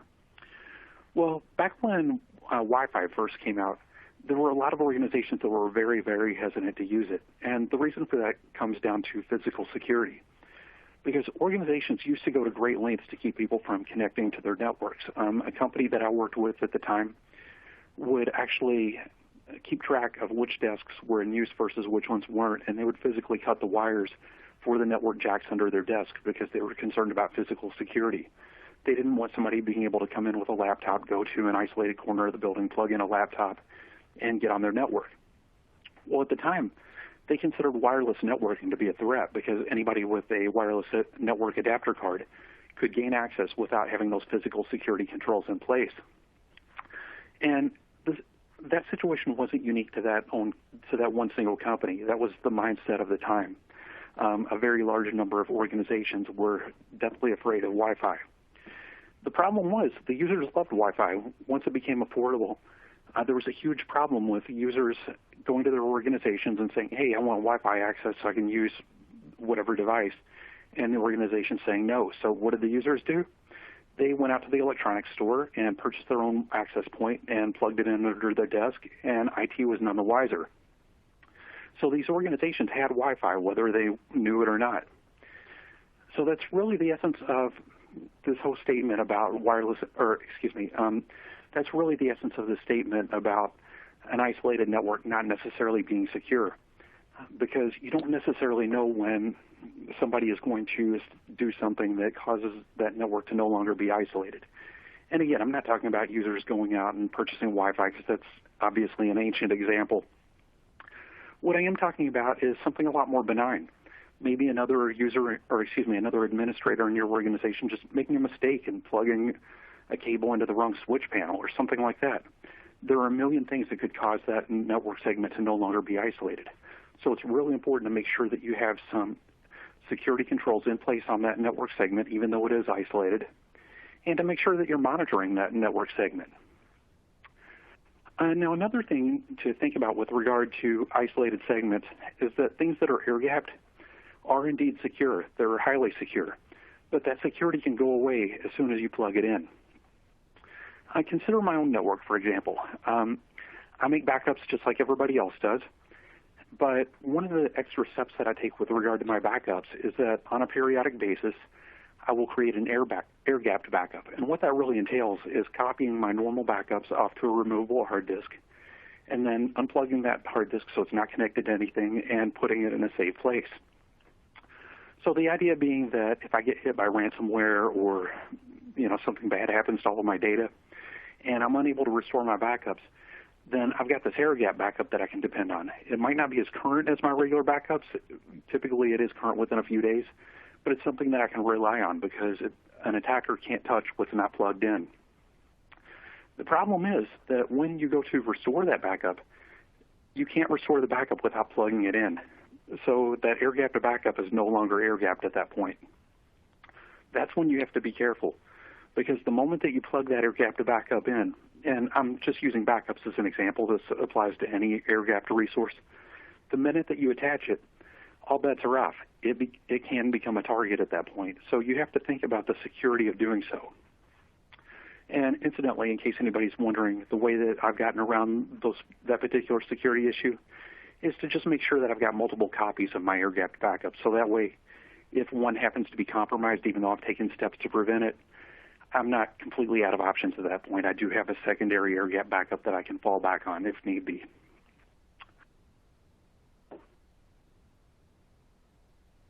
So law number 9, encryption alone is not a data protection solution. So, one of the big things that we hear about in security, especially when we're first starting out, is encryption. A lot of people will talk about encryption as the most fundamental aspect of security, and some people even talk about it as the be-all, end-all. And encryption's great. I'm certainly not trying to take anything away from that. You need encryption. You need encryption at the storage level, and you need encryption on your network so that data is encrypted when it's at rest, in other words, on storage, and data is encrypted in flight when it's traversing your network or traversing the internet. But really, if you think about it, encryption is probably best suited for protecting against out-of-band attacks. In other words, if somebody were to connect a packet sniffer to your network, that's an out-of-band attack. And encryption is great about preventing that sort of thing. If someone were to steal a hard disk out of your server and try to access it directly, well, if that disk is encrypted, then that's going to thwart that attack. So encryption is great for that sort of thing. The problem is that encryption does nothing to protect against someone who has obtained a copy of the encryption key, whether that happens through credential theft or through some other means. Because even encrypted data has to be accessed by legitimate users. So if an attacker is able to pose as a legitimate user and do something that grants them access to that encryption key, well then that data might as well not even be encrypted at that point. So I'm certainly not trying to discourage anyone from encrypting their data. Data should be encrypted. But just understand that encryption alone has its limits. And law number 10 of the 10 laws of cybersecurity risks is that technology does not solve people and process problems. The idea behind this one is that in the world of IT, we have all of these wonderful machine learning-based security products that can do amazing things that were unheard of just a few years ago.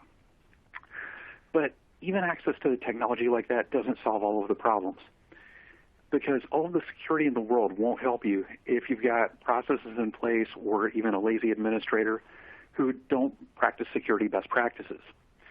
To put it another way, a fancy new security system and security cameras on your home really aren't going to do much if you leave the front door wide open. That's essentially what the point is of this particular cybersecurity rule. So with that said, I want to turn my attention to the immutable laws of security. Now, Microsoft has produced 2 versions of this list. I'm going to be talking about version 2. Personally, I like version 1 just a little bit better, but they're both good. And if there's time at the end, I'm going to try to at least touch on the laws from version 1, but I really want to try to get through version 2 first. So, immutable law of security 1. If a bad actor can persuade you to run their program on your computer, it's not solely your computer anymore. And that law is pretty much self-explanatory. There are a million different ways that an attacker tries to persuade people to run code on their own computer. I think about people that I know who have fallen for tech support scams. An attacker will call and tell them that their computer has a virus and, I need you to install this piece of software that will give us backdoor access so we can fix the problem. Well, at that point, an attacker has convinced that person to install something on their computer. But this happens in other ways, too, that are a lot more benign. Maybe benign is the wrong word because there's really nothing benign about the attack, but maybe not quite as easy to spot. There is or I don't know if it's still around or not, but at least for a while, there was a software repository that was run by a legitimate company, but this particular software repository that I'm thinking of, and I'm trying not to name names here, was really known for having software that was bundled with spyware and with Trojans and things like that. But it was also known for trying to trick people into downloading extra software when they went to download the utility that they were trying to get. So there was a hidden checkbox, and if you didn't uncheck it, you would get these other utilities that you didn't want. So the best practice here is to just avoid using any type of free tools that you're not super familiar with, because a lot of times those free tools have other things bundled with them, especially if they come from, shall we say, dubious sources. Immutable law of security number 2. If a bad actor can alter the operating system on your computer, it's not your computer anymore. And again, I think we've all seen examples of this where an attacker has tricked somebody into changing a configuration on something or broken in and made a change to a configuration setting. And that does kind of raise an interesting point. If you look at the text of the rule, if a bad actor can alter the operating system on your computer, it's not your computer anymore. It doesn't say how they have to alter that. One way of altering it is just calling somebody and tricking them into making the change for them. At that point, the bad actor has made the alteration. They just didn't do it directly by themselves. So the lesson here is just guard your configurations. Immutable law of security number 3. If a bad actor has unrestricted physical access to your computer, it's not your computer anymore. This holds true whether we're talking about a desktop, a laptop, an enterprise server. If someone has unrestricted physical access, they more or less own that machine. At the risk of getting a little bit personal here, I had a situation several months back where a close family member passed away and I ended up being put in charge of their estate. Well, this person had a computer, and like all of us, they had all kinds of data on there, and I had absolutely no clue what that person's password was. But it really wasn't an issue because what I was able to do was remove the hard disk from that computer, and that hard disk thankfully wasn't encrypted. I put it in an external disk caddy, plugged that into my laptop, and that allowed me to bypass the operating system that would normally run on that machine and get direct access to the data that was on there. Yes, I had to jump through a couple of hoops with Windows and take ownership of the data and change a couple of access control list entries, but it really wasn't a big deal, and I was able to get access to anything that I want. So the point is that if somebody has physical access to a system, for all practical purposes, they own that system. Now, are there things that you can do to make that better? Yes, of course. For one thing, you could use self-encrypting disks. That would certainly help with that problem. But the bigger lesson is just make sure that only authorized people have access to any machines that contain sensitive resources. Law number 4. If you allow a bad actor to run active content on your website, it's not your website anymore. I think that one is clear enough that we can pretty much just move on. Everybody knows that one. Law number 5. Weak passwords trump strong security. And this really kind of goes back to what I was saying earlier about if in your home you've got security cameras and a fancy alarm system, but you leave the front door wide open, then it's really not going to do much good to have those fancy security mechanisms. That's really what this boils down to. You can do all of the right things to make your organization secure, but ultimately, if you're still using passwords as opposed to passwordless authentication, then the passwords are more or less the front door. And if those passwords are weak or if they're compromised, then it's going to make it really easy for an attacker to get in, regardless of anything else that you might have done to secure your network or to secure the resources on your network.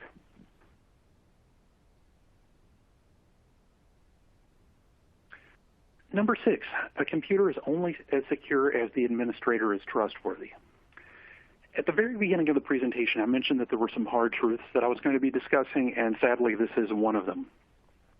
You know, we've all probably heard stories about rogue administrators, and early on in my career, I just thought that that was something that security professionals said to scare people, but I've actually seen situations in real life where there was a rogue administrator. One of the organizations that I worked for at one point in my career actually had a rogue administrator, and the person who was in charge of IT at that organization more or less just looked the other way. You know, they saw the events in the security logs and that sort of thing, but for whatever reason, they didn't want to admit that it was a problem.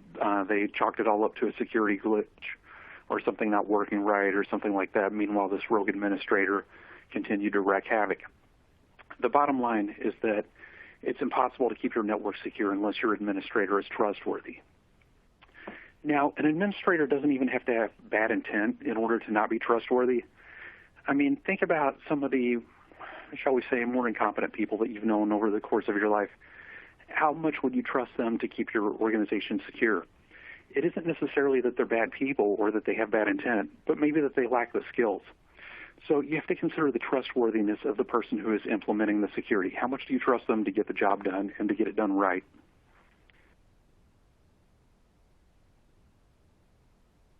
So number 7, encrypted data is only as strong as its decryption key. We've already kind of talked about this one a little bit, but one thing that I will add is that one of the things that has made ransomware so successful is the fact that really strong encryption is available. I mean, you think about something like 256-bit AES. There really isn't a practical way of beating that and decrypting that without having access to the encryption key. And that's something that's really easy to come by, so the ransomware authors use it, and they know that nobody is going to be able to reverse the encryption on that unless they happen to get a decryption key. But the opposite can also be true. When you encrypt data in your own organization, if you use a weak or an outdated encryption algorithm, well then it makes it much easier to gain access to that data because that encryption becomes easier to break at that point. So the bottom line is that encrypted data is only as strong as the decryption key that you're using. So law number 8, an out-of-date anti-malware scanner is only marginally better than not having any scanner at all. With this one, I would say yes and no. When it comes to signature-based detection of malware, yes, absolutely, this law is 100% true because new malware variants come out all the time, probably daily. And so if you've got an outdated anti-malware scanner that works purely on signature-based recognition, then having an outdated signature database does you little to no good. On the other hand, heuristic-based detection has been around for years and years. And that is something that, even though you don't really hear it talked about a lot, it has gradually improved over time, particularly with advances in machine learning. So if you do have something that is using machine learning to recognize unknown threats, well then, yes, having an anti-malware scanner that uses a mechanism like that is definitely better than not having anything at all. Either way, I would absolutely 100% recommend having up-to-date anti-malware protection.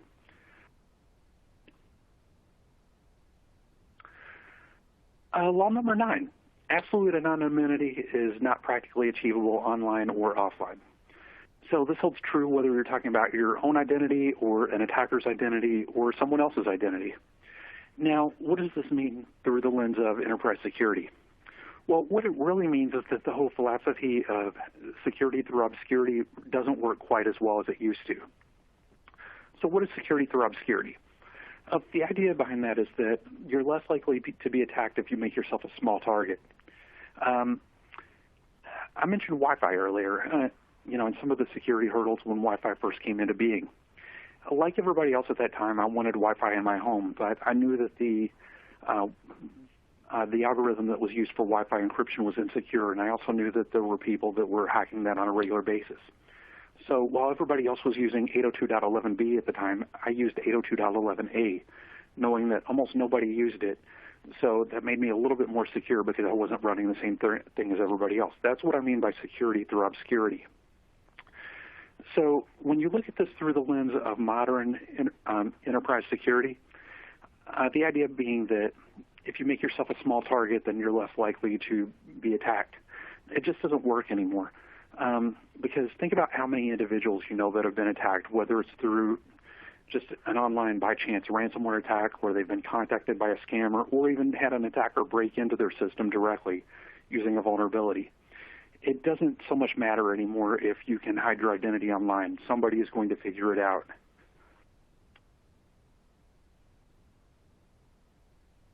And then law number 10 is that technology is not a panacea. This really goes back to what I was talking about earlier about even the best security in the product, even the best security products in the world are going to do very little to protect you if you're not practicing security best practices. So it looks like I did manage to leave just a few minutes here at the end that I can talk about those original immutable laws of security. There's a slight bit of overlap between these and the ones that I just covered, but in my mind, I think these laws are even better than the ones that I just talked about. So we'll just run through them really quickly in the last few minutes that I've got. Law number 1, nobody believes anything bad can happen to them until it does. And really this kind of goes back to the whole security through obscurity thing that I was just talking about. You know, a lot of people believe that if they're a small target, they're not really worth the attacker's time and they're never going to get hit. But that really comes down to the idea that nobody believes that they're a target until something bad does happen. So from a security standpoint, the best thing to do with regard to that rule is just assume that there are people out there that are trying to attack you. Even if it doesn't seem plausible or likely, those people are out there and you should act accordingly. Law number 2, security only works if the secured way is also, let me rephrase that. Security only works if the secure way also happens to be the easy way. And this law goes back to what I was talking about earlier with regard to users who circumvent the security policies that you put in place. If you make security really, really easy on your users or make it completely transparent, which is even better, then the users are much more likely to work in ways that do not undermine the organization's security. If you make security difficult, then users are going to look for any way that they can to go around that security.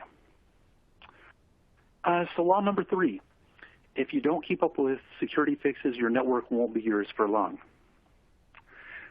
This one is super, super important. The idea being that we're all constantly inundated with security updates and patches and that sort of thing. But the vast majority of these patches are designed to correct known vulnerabilities. So it doesn't necessarily mean that an exploit exists for that vulnerability, but it means that the vulnerability exists. And in some cases, an exploit does exist too. So the reason why that matters is because this is a vulnerability that the attackers already know about, that the software companies have acknowledged, yes, this vulnerability exists. And it's only a matter of time before somebody figures out how to exploit that vulnerability, especially being that it's a vulnerability that the software companies have openly acknowledged exist. So they're attackers who basically go out and look for unpatched systems with known vulnerabilities because those systems are easier to attack than ones that have been hardened with the latest security patches. So it's imperative to, when a new security patch comes out, make sure that you've tested that patch to make sure it's not going to break anything on your network, but apply that patch as quickly as you practically can so that you're guarding yourself against that vulnerability being exploited. Law number 4, it doesn't do much good to install security fixes on a computer that was never secured to begin with. And again, this kind of goes back to something that I've talked about quite a bit, that the processes that you use in maintaining the security on your network matter. All of those fancy security mechanisms aren't going to help you if you're not adhering to those security best practices. Number 5, eternal vigilance is the price of security. Security isn't one of those things that you can set it and forget it. It's not like you go in and buy a bunch of security products and install a bunch of patches and say, okay, now I'm secure. I never have to do anything ever again. It just doesn't work that way, and I'm sure you all know that. In order to keep an organization secure, you have to stay on top of security. Security has to be evaluated every single day. You've got to be checking those logs, looking for any attempts that have been made against your network, and just doing whatever you can to be proactive to guard against those threats. Number 6, there really is someone out there trying to guess your password. I think that one's pretty self-explanatory, but yes, whether it's a bot or somebody who's buying credentials off the dark web or a script kiddie or what have you, there are people out there trying to exploit pretty much every account imaginable. So yes, there are people out there trying to guess your password. Number 7, the most secure network is a well-administered one. And this really goes back to what I was saying just a second ago about the price of security is eternal vigilance. You've got to stay on top of your network, make sure that you're keeping up with those critical security tasks, because that'll go a long way toward keeping your network secure. Number 8, the difficulty of defending a network is directly proportional to its complexity. When you make things simple, you reduce the potential attack surface. So the simpler you can make your configuration and the simpler you can make your network, the easier it's going to be to defend that network against inbound attacks. Number 9, security isn't about risk avoidance, it's about risk management. So there are a million different threats out there to security. As I mentioned toward the beginning of the presentation, an attacker will use any exploit they possibly can. They don't play by the rules. So with that in mind, you're never, ever going to be able to avoid every single security risk out there. There are just too many threats. So what's really important is to work on managing the most pressing threats.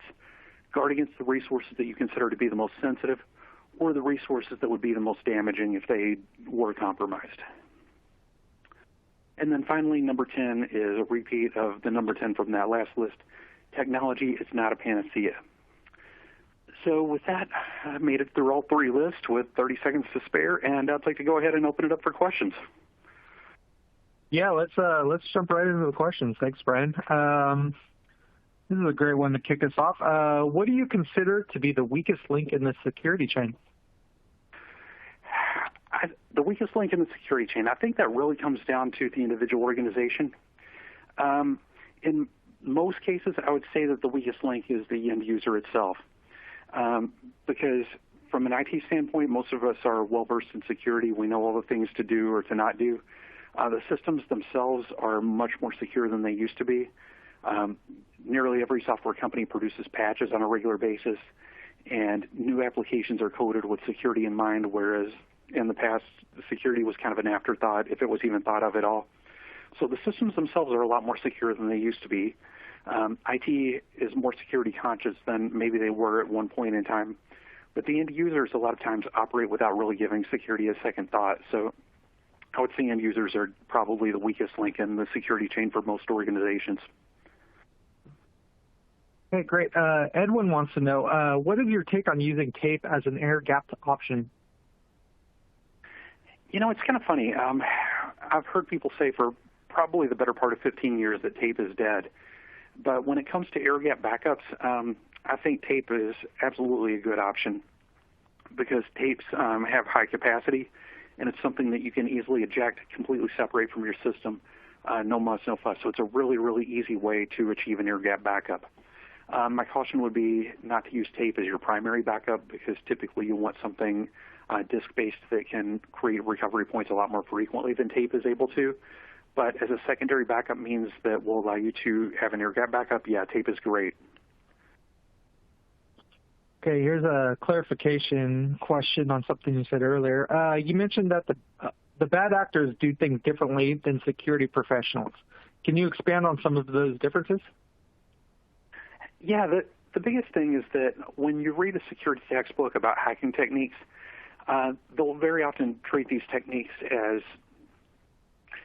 I don't know, I'm trying to think of the right words to say here. They'll treat those hacking techniques as being the sole mechanism that's used during an attack. They might talk about, I don't know, an elevation of privilege attack or a man-in-the-middle attack. And they talk about those attacks almost in a vacuum, like, okay, this is how it's done. These are the rules the security or the cyber criminals play by. This is what you can expect to see in the real world.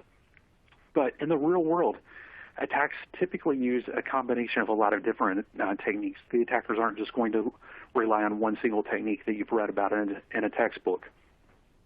So that's what I was really trying to get at, is that you don't want to just do what you've read in the books and assume that an attack is going to be exactly like what you've read about in a textbook, because an attacker is going to take any advantage that they possibly can, and typically they're going to use a combination of different procedures and methods and attack vectors. Okay, Topher actually just sent in a great question. With humans being the weakest link, what are your thoughts on socializing security and building the human firewall? Can you elaborate on that a little bit? I'm not quite sure what you mean by socializing security and human firewalls. Sure, we'll take another question, and Topher, if you want to elaborate a little bit, just resubmit another question. Let's jump to another one. Do the laws that you discussed mitigate the need for more traditional approaches to security, such as patch management or audit logging? No, I would say absolutely not. Fundamental security best practices like patch management and audit logging are as critical today as they've ever been. What it really comes down to is, making sure that you're actually doing those things, because as IT pros, we're all busy, and it's really easy to let things that are seemingly unimportant kind of slip between the cracks. So it's important to make sure that you're actually doing those things. But B, it's also important to know that those things alone aren't necessarily what's going to stop an attack. The big thing is to look at the bigger picture and make sure that you're doing the small things, but also look at the bigger picture and consider what you can be doing to harden yourself. Okay, it looks like that's all the questions we have right now. Topher, if you do want your question answered, feel free to submit it, and we can forward it on to Brian for you.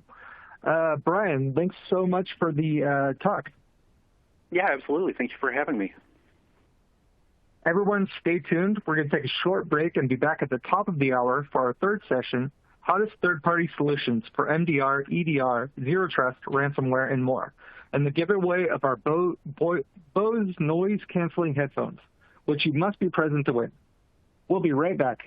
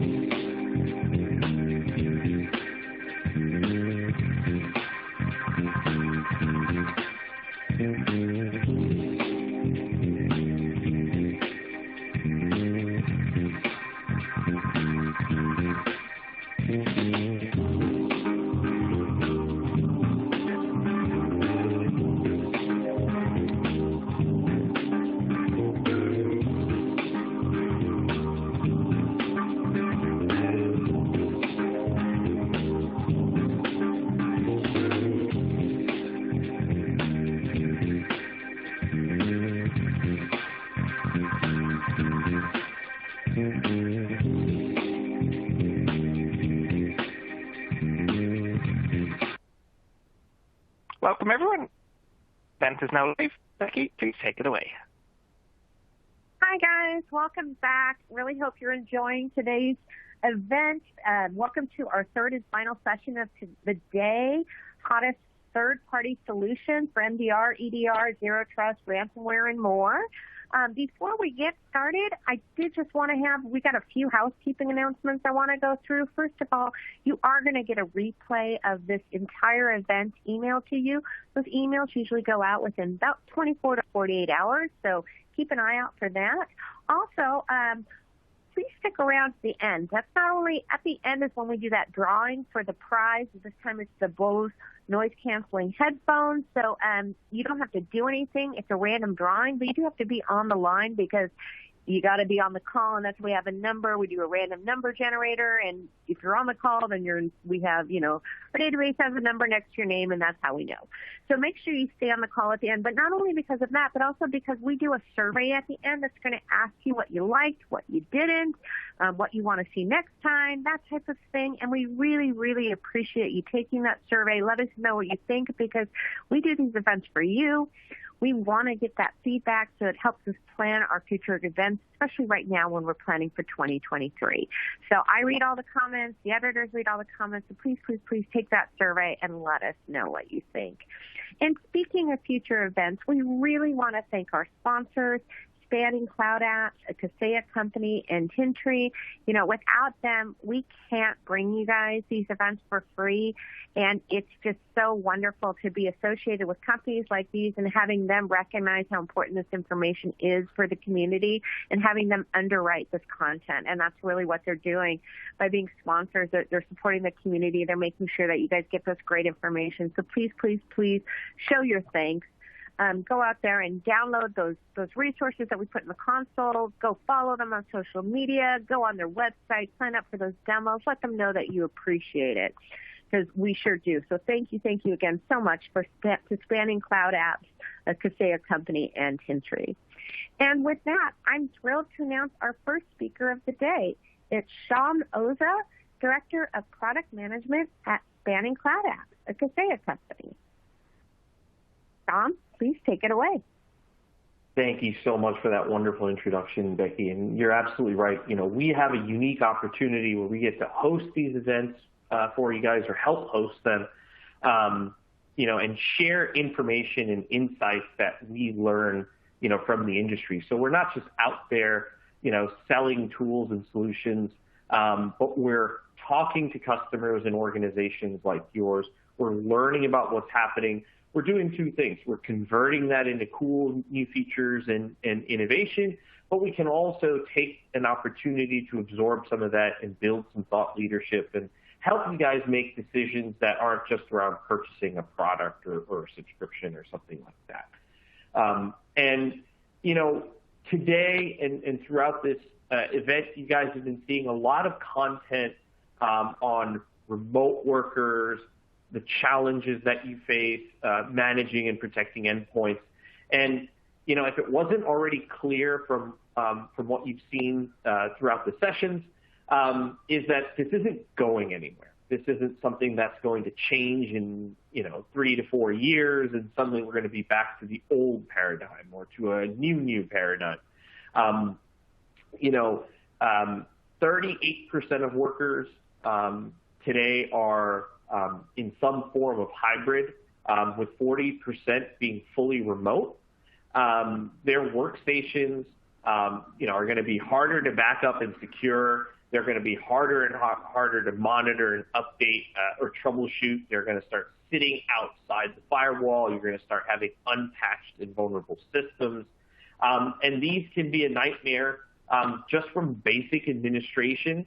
And when that becomes a challenge, things like data loss can occur, and that can be incredibly frustrating to you.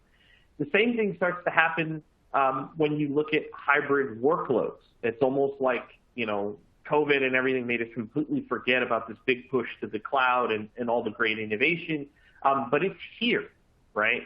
And we're embracing it, and I think the timing has been perfect, fortunately, where 82% of organizations now are not only adopting the cloud, but a hybrid approach to their infrastructure and workloads. And 47% of those have already deployed multiple workloads to the cloud. That includes things like using different systems for email and collaboration. Maybe they're using Office 365 or Microsoft 365 together with Salesforce. They could also be using public cloud or IaaS and PaaS vendors like Azure and Google, making sure that their applications are highly available across both. But what does that mean? Things get more complicated and more difficult to manage, and the threats, many familiar, just kind of take on a new approach. So these remote workers, right, they're still going to be vulnerable to social engineering scams and things like that. No human mistakes are one of the biggest drivers.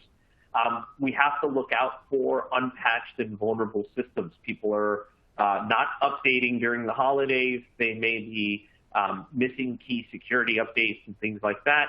And your teams are probably understaffed. Unfortunately, while we may be wanting a break, this is when the attackers go wild, right? We've seen this ourselves personally when somebody attempted to attack Kaseya. It was around the 4th of July holiday. We were at a lower tier of staffing, during the holiday season than we would have been outside of it. And Christmas is coming around the corner, Hanukkah, and many other holidays. For those of you globally, you'll have local holidays. If you're in India, for example, it could be Diwali or something like that. They're going to time their attacks around these things. They're going to attack you during times of high volume. And they're going to start to use your playbook, against you. And that really comes back to why spanning as an organization exists. A lot of the SaaS and cloud vendors that you rely on, they're giving you that peace of mind from one part of the equation. They're making sure that the hardware stays running. They're making sure that the networking is there.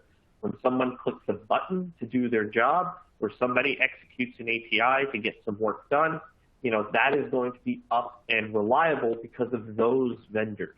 But they're not responsible for human mistakes, somebody working overtime, somebody trying to get out of the office early, accidentally clicking a link, somebody getting sleepy, putting in long hours, accidentally using the wrong account, and programmatically deleting something in production when they were supposed to be running it against staging. And then, of course, we have those pesky hackers and things like that. And this isn't just fear, uncertainty, and doubt. This is unfortunately reality. 45% of organizations have experienced a data breach in the last year. 43% of organizations that are using SaaS software have suffered some form of irrecoverable data loss, which means even with the SLAs, even with their existing strategies, they were unable to recover data that was lost in the cloud. And just for comparison, that was around 80% for organizations when they experienced data loss on-prem. And so that is a very, very significant gap. People need to start thinking about whether or not they're protected. And while tools are great, we want you guys to use spanning, you also have to think about realistic threats. And, a lot of us could say, hey, Uber is a pretty serious organization, right? They know what they're doing. But they fell for it recently, and it was a teenager that tricked them. It was the largest breach Uber ever had. How could they have addressed it? How are you going to address this? Part of that is tools and solutions, right? And part of it is best practices. So when we look at the Uber breach, it actually happened at multiple layers. The user's credentials were out on the dark web. We'll have tools and monitoring in place, or backup solutions that have integrations with tools like this that can warn you if somebody's being phished or if their credentials are compromised. Could have plugged the hole right there. Have solutions in place for RMM and device management. This guy was tricking the user into adding a mobile device to the secure network. That's how he eventually got in. And he did it by socially engineering and tricking the person via WhatsApp. Some user training, some good old-fashioned training, no tools or anything needed, would have told the employee, don't trust somebody on WhatsApp. They're not from IT. And after this person got access, they still couldn't really do damage. It wasn't until they found a non-secure script that had the security keys and the API keys embedded inside of them on an unsecure Confluence page or something like that. If those sensitive credentials were locked away somewhere tight in some kind of IP documentation or secure documentation or storage, this would have never happened. Because after that, that's when all the bad things happen. So they can mess up your data, they can install ransomware, they can delete your data, and that's where ultimately you need that final safety net that's in spanning. So honestly, I would love for you to have spanning, but never need to use it if you catch the bad guys ahead of time. And not only are we available for your SaaS data, but we're there for you to meet every single challenge. So your headquarters, slap an appliance in there. Your remote workforce, we provide cloud to endpoint direct backup. So we can be very, very flexible for your time. And we know what we're doing. We provide 24/7 support. We've been around since 2010. You can try a free trial, and we're actually helping customers do stuff in real life. For example, we've restored over 1 billion items in 2021. So with that being said, I'd love to answer any questions that you guys have, and then we'll wrap it up and pass it on to our next great part. Thank you so much. And yes, we do have a number of questions that have come in. And guys, they're helping people all the time. So definitely get those questions in and we'll get some expert insight for you. Let's go ahead and let's start with this one that's come in. Here's a good one. Do you charge per storage in the cloud? Because that could get expensive pretty fast, and we can't compress it or control it. Yeah, that's one of the things that we don't want you to have to think of. A lot of traditional backup vendors that you might be using today charge you per gig or per core, or whatever it might be.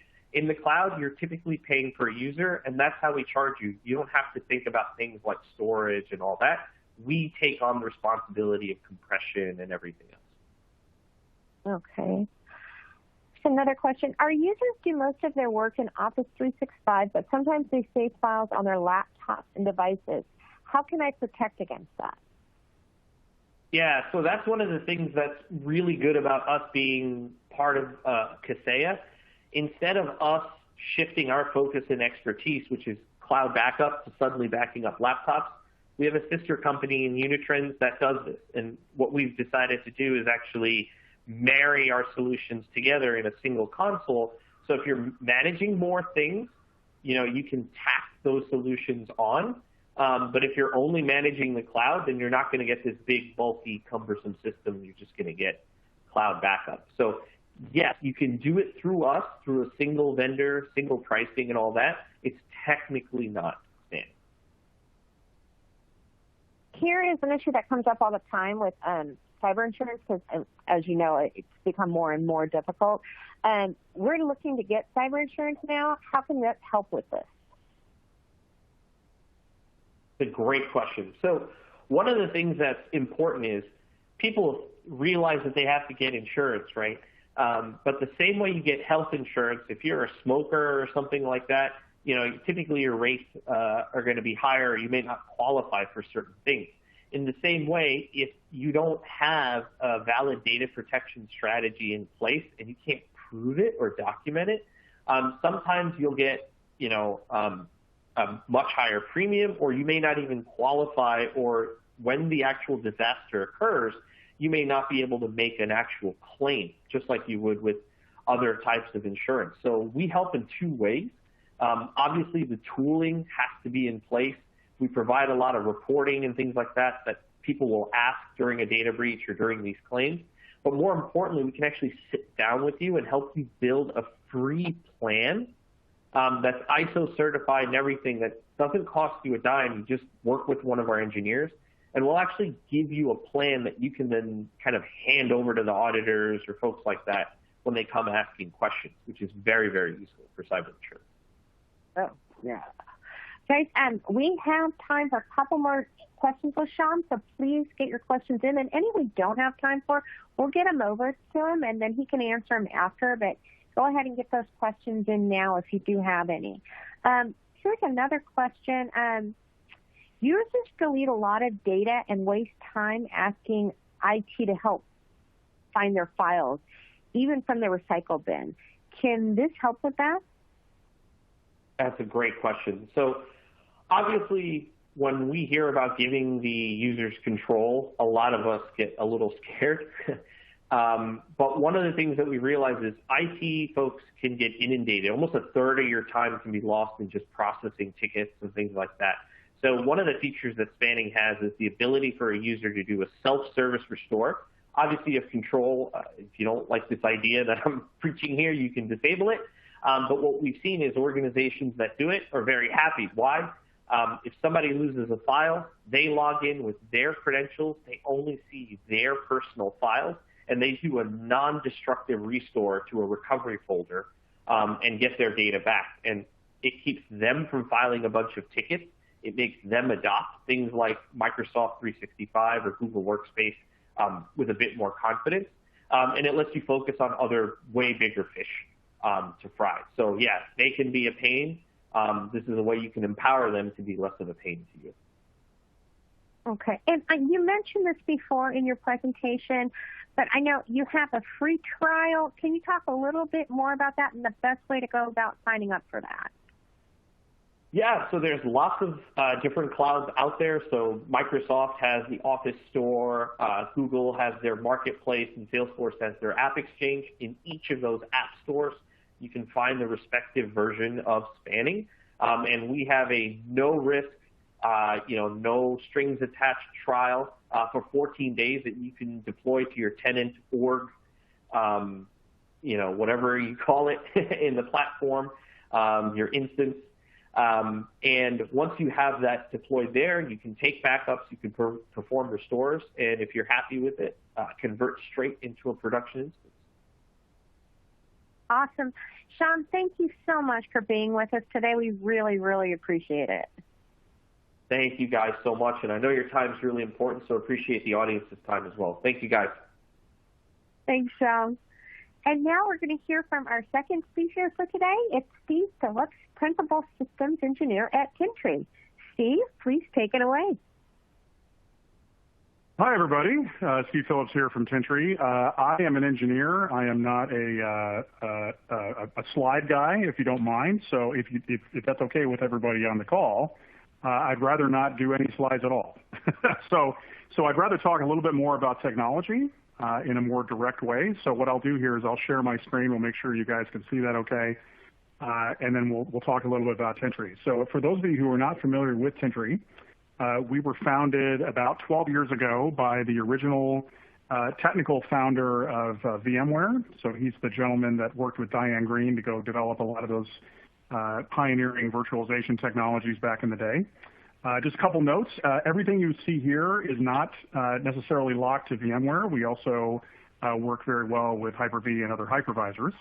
But at the end of the day, what we've done is built a storage device. So this is an on-prem device that is used for storing virtual machines. So eventually it shows up as a data store in your environment. But I'm going to talk about one particular topic today that I get a lot of questions about, and that is, what is the fastest way to recover from a ransomware event? So one of the things that I do as part of my my work with Tintri is I do a lot of webinars and things of this nature, evangelism and so forth. And we recently did a 3-part series talking about ransomware with a gentleman named Mike Brunetti with a company called Antara. So Antara is, as the previous speaker was talking about, is one of these people that comes in and does remediation work when you get hit by ransomware. And one of the things that he talked about, it's on the Tintri website. It's called Tintri Talk-In if you want to go find it. And one of the things he said, which kind of struck me, was he said, it's not a matter of if you're going to get hit by ransomware. It's a matter of when and what you've done to minimize the damage beforehand. So in other words, the choices that you make in terms of technology that you use can make a huge difference in the amount of time it's going to take to recover from those events. It also does have an effect, as the previous speaker was speaking about, in the ability and or the rates that you can get from ransomware or intrusion insurance, because they're going to take a look and they're going to audit all the things that you do to see if you are up to speed in terms of the technology that you're using to make sure you're protecting yourself the best way you can. Because the job of any insurance company is not pay claims, right? So they're going to charge you rates accordingly. So I have a VM here that I'm using that I'm going to show some kind of neat tricks about. So this is a Windows 22 machine. As you can see, it's a live VM. And again, this is using VMware, but the same technologies and techniques are also valid with Hyper-V, if you happen to use that as your hypervisor. But in this case, I've got a whole bunch of snapshots that have been taken on this storage device for this VM. So you see here, I've got roughly 700 of them. Some of them are resident on the storage array itself. Some are resident in S3, so it could be moved to Amazon for long-term recovery, things of that nature. So this is a kind of a generic view of all of them. But you'll notice here at the bottom, I took some back in 2020, so these are about 2.5 years old. And when I created this VM, I actually created it using Windows Server 2008 R2. And so what I want to do in this case is I want to pretend like, hey, I've had some sort of a breach event. I need to go back in time and figure out exactly where that breach event occurred. So the first thing I'm going to do is I want to revert this VM back to the state that it was when it was a known good, right? So it's actually very simple to do that using our technology. So there's a plugin that gets installed on vCenter in this case that allows us to bring up a restore dialog.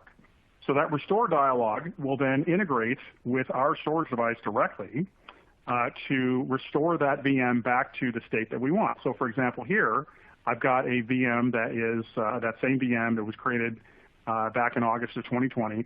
And you notice the snapshot has a name attached to it, which is 2008 R2 installed.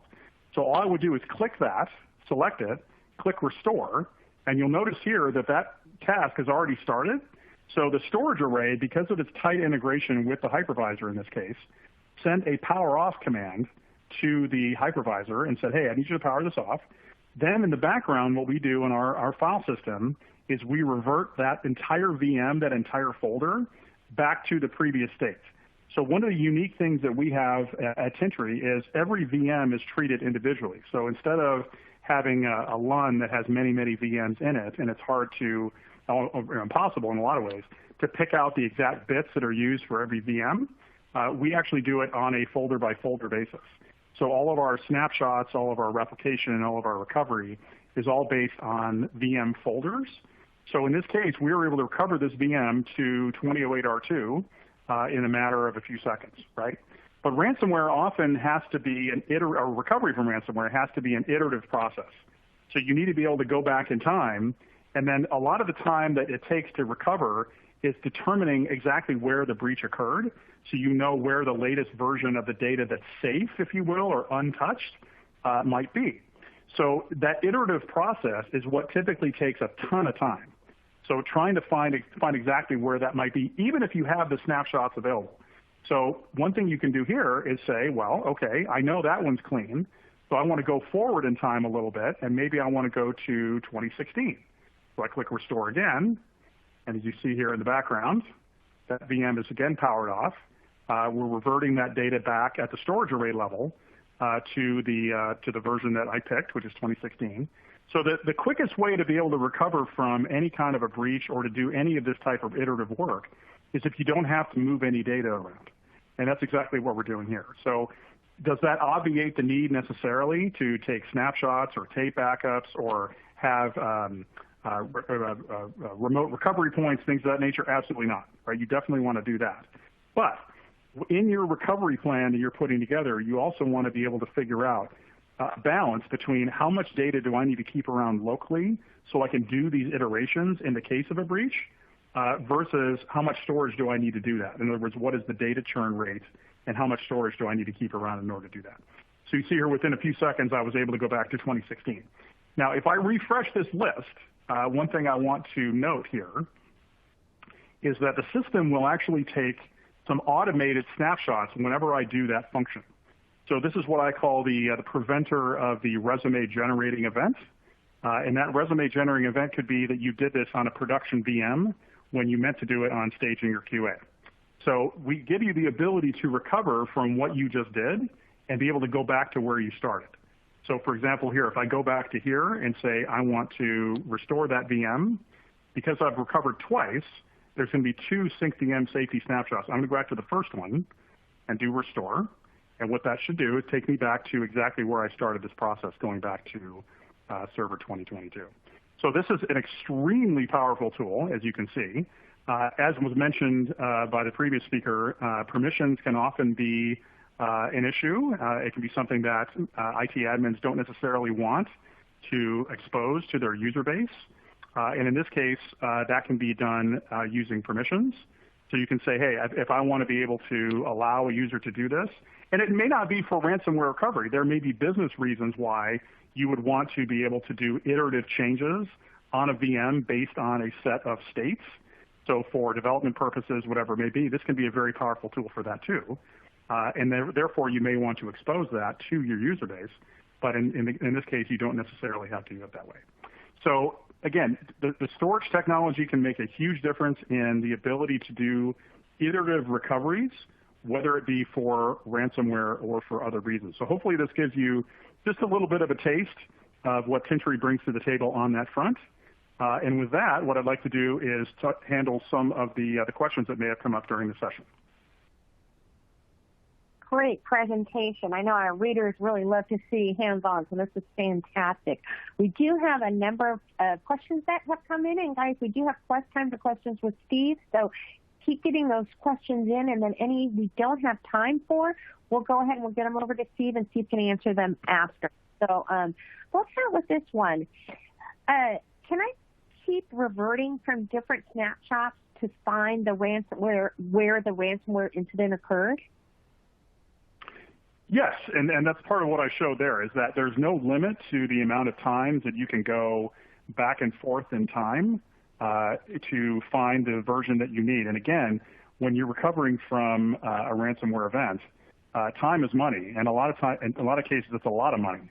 So the ability to do those iterative probing, if you will, to try to figure out using tools when that breach occurred, being able to do that recovery without having to move any data around and doing it within seconds instead of minutes or hours can make that time to recovery, if you will, or time to clean data, whatever term you want to use, that can make that as short as you possibly can have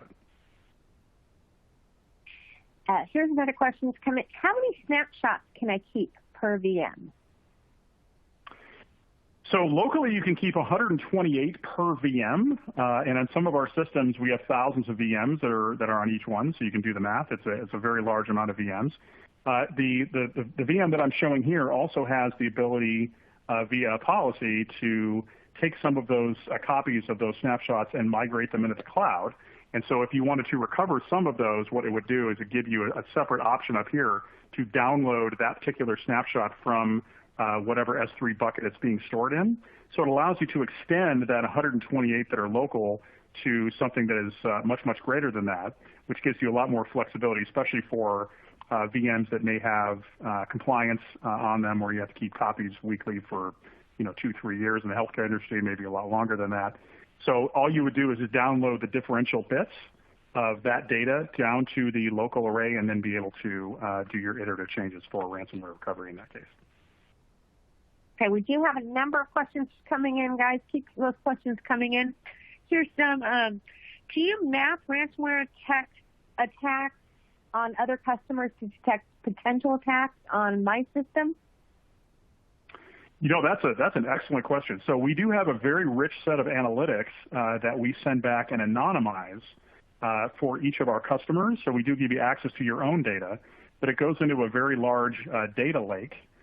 In that data lake, we can do some really interesting work on it to say, for example, if we see some telemetry on a VM that is the space savings factor is going down very quickly, that usually means that data is being encrypted, for example. So if the space is going up, but the space savings factor is going down, and usually it's fairly linear because it kind of runs in the background, those are some patterns that we can actually detect on a per VM basis. And so being able to gather that telemetry on a minute-by-minute basis can help to alert for that.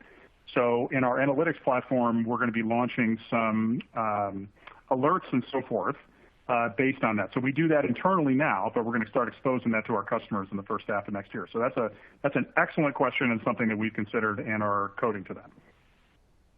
Great. Here's another question that's come in. What type of drive, SSD, et cetera, are being used where the snapshots are being kept for this demo? So our parent company is called Data Direct Networks. They're a very large HPC firm, and we leverage the same technology that they use. It's all NVMe Fabric native inside the box, so they're all NVMe drives. Okay. And then with snapshots, are there session recordings that could be leveraged to discover the time point of execution? Well, so every snapshot that's taken is timestamped. And so if I actually look at the UI itself here, you can see here that they all have a timestamp on them. I'm not sure what the session recording is. Maybe Topher can re-ask that question and maybe give you some clues on what session recording might be. But the time point of execution of the snapshot is captured within the metadata for each snapshot. Okay. Another question is, can I automate the functions using PowerShell or Python if I need to recover tens or hundreds of VMs at once? Yes, and this is critical in the case where you may have an entire environment that needs to be reverted to previous states. So we do support PowerShell, we support REST API, Python. We've developed toolkits to help you make that a lot easier for you. So in the case of a recovery event where you know exactly where you need to recover to, a firm like Antara, I mentioned them earlier, they can come in very, very quickly. They're very familiar with our technology. They can come in and remediate the entire environment in a matter of a few minutes back to a state and then run their checks accordingly. So it's a very powerful way to do multiple of these things at once instead of doing a bunch of point and click. Okay, and we still have questions coming in, guys. Again, if we don't have time to get to your question, get it in anyway. We will get it over to Steve. So just get it in, and we'll get it over to him, even if we don't have time to answer it right now. Here's the other question. Another question that's come in. How long does it take, for example, to restore a terabyte of data using Tintri? Well, that's another great question. So because the data is all resident on the storage array and no data is being moved, the answer is it doesn't matter. So you could have a VM that has 50 terabytes of data encaptured in it or 50 gigs. It doesn't matter. The time it takes to revert that folder is exactly the same. So the same demo that I showed you there would be exactly the same if you had even 100 terabytes on a single VM. And I know we're kind of reaching the limit of what you'd want to put on a single VM, but the amount of data in each VM is not relevant. It might be if you had migrated that data for compliance purposes up to S3, so you'd have to download those deltas if those deltas are not still present. But if all of that data is present on the array, the answer is it doesn't matter. Okay, and now I know it's Pete, on your website you offer a road test, a live demo. Is that the best way to get more information about the product? Yeah, you can just go to Tintri.com. There's a contact us button on there. We do have a whole bunch of videos on there that I've produced, the majority of them. You can learn more about our technology through our Geek Out sessions. They're a lot of fun. I tend to kind of be a little bit irreverent, but we go through a lot of this stuff. No slides, so we try to have fun with technology, so you can check that out. That's probably a good way to get familiar with our technology. Great. And guys, I know we didn't get to all the questions, but we will get them over to Steve. So we can get back to you. And again, go over to Tintri.com, sign up, get that information, sign up for those events, and that way you'll get that information. Steve, thank you so much for being with us today. We really, really appreciate it. Thanks for having me. Appreciate you. All right. And guys, now it's time to announce the winner for the drawing for the high-end Bose noise-canceling headphones. And it is Keith Kunkel, University of Wisconsin-Milwaukee. Keith, someone from our marketing department will be reaching out shortly to let you know how to claim your prize. So thank you guys, everybody, for being with us today. We really hope that you enjoyed today's event and presentations. I want to thank all my fellow moderators and speakers today. We really, again, really want to thank our sponsors, Spanning Cloud Apps, the Kaseya Company, and Tintri, without whom we cannot bring you this event. Thank you again so much. Go sign up for those demos and those free trials. Please take that survey at the end. Let us know what you think. so we know what to do for your upcoming event, and have a wonderful rest of your day. We'll see you soon. Bye-bye.